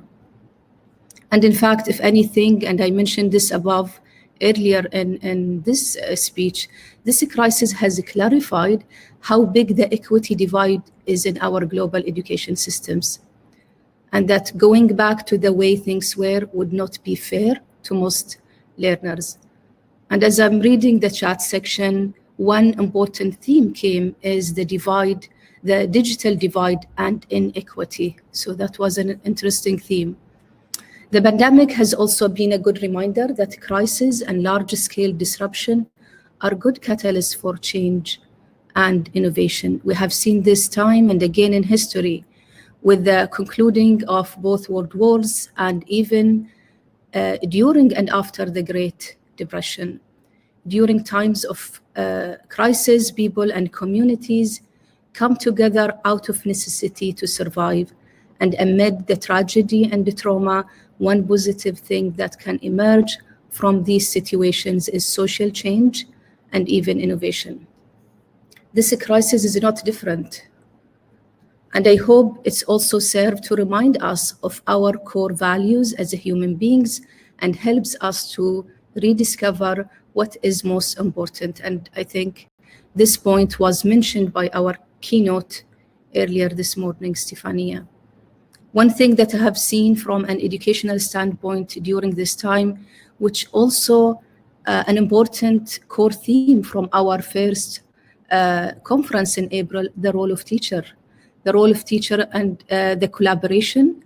And I will add the point Stanilla mentioned about teacher training and the capacity building on how to teach in emergency situation. In my own research and work with the schools, I believe that teachers and school leaders should be supported, empowered, and welcomed into policy discourses as collaborators and co-designers. They shouldn't be dictated to by top-down bureaucracy. What we have seen during this crisis is teachers themselves can be active participants, and I sincerely hope this is something we can keep in the new normal. I'll end this speech by mentioning a few things I hope we keep as we build our systems back for September. Number one, the focus on social emotional learning for students and well-being for teachers. And I want to link this point to the question we asked earlier our participants. What is the biggest challenge facing education systems?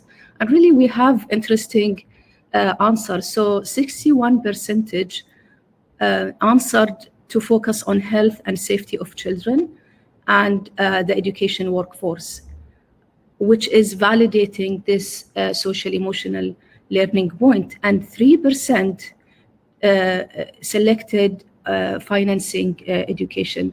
This is really interesting, and we will have in our next session in the evening Doha time talking more about financing education.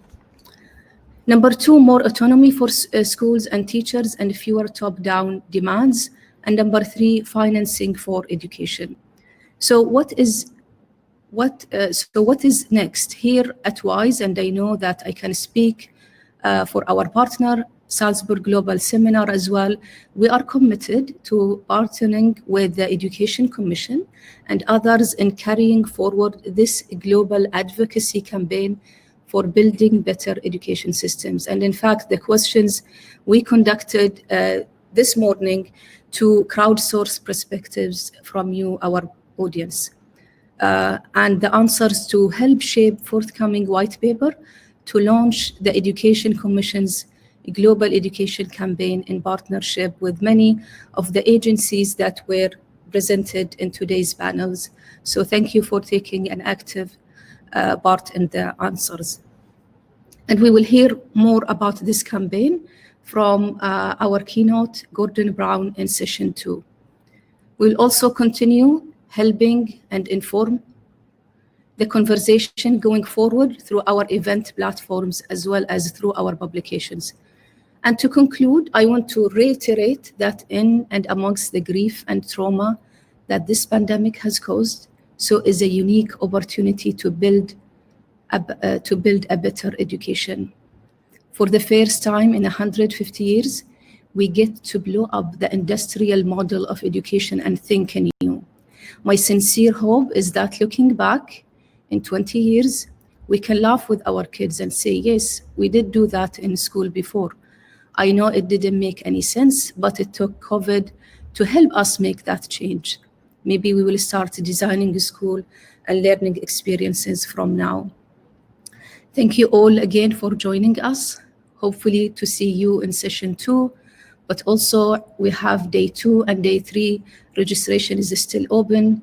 Please join us for tomorrow to discuss the role of innovation in reimagining resilience, and for day 3 on redefining equity through technology. Thank you again.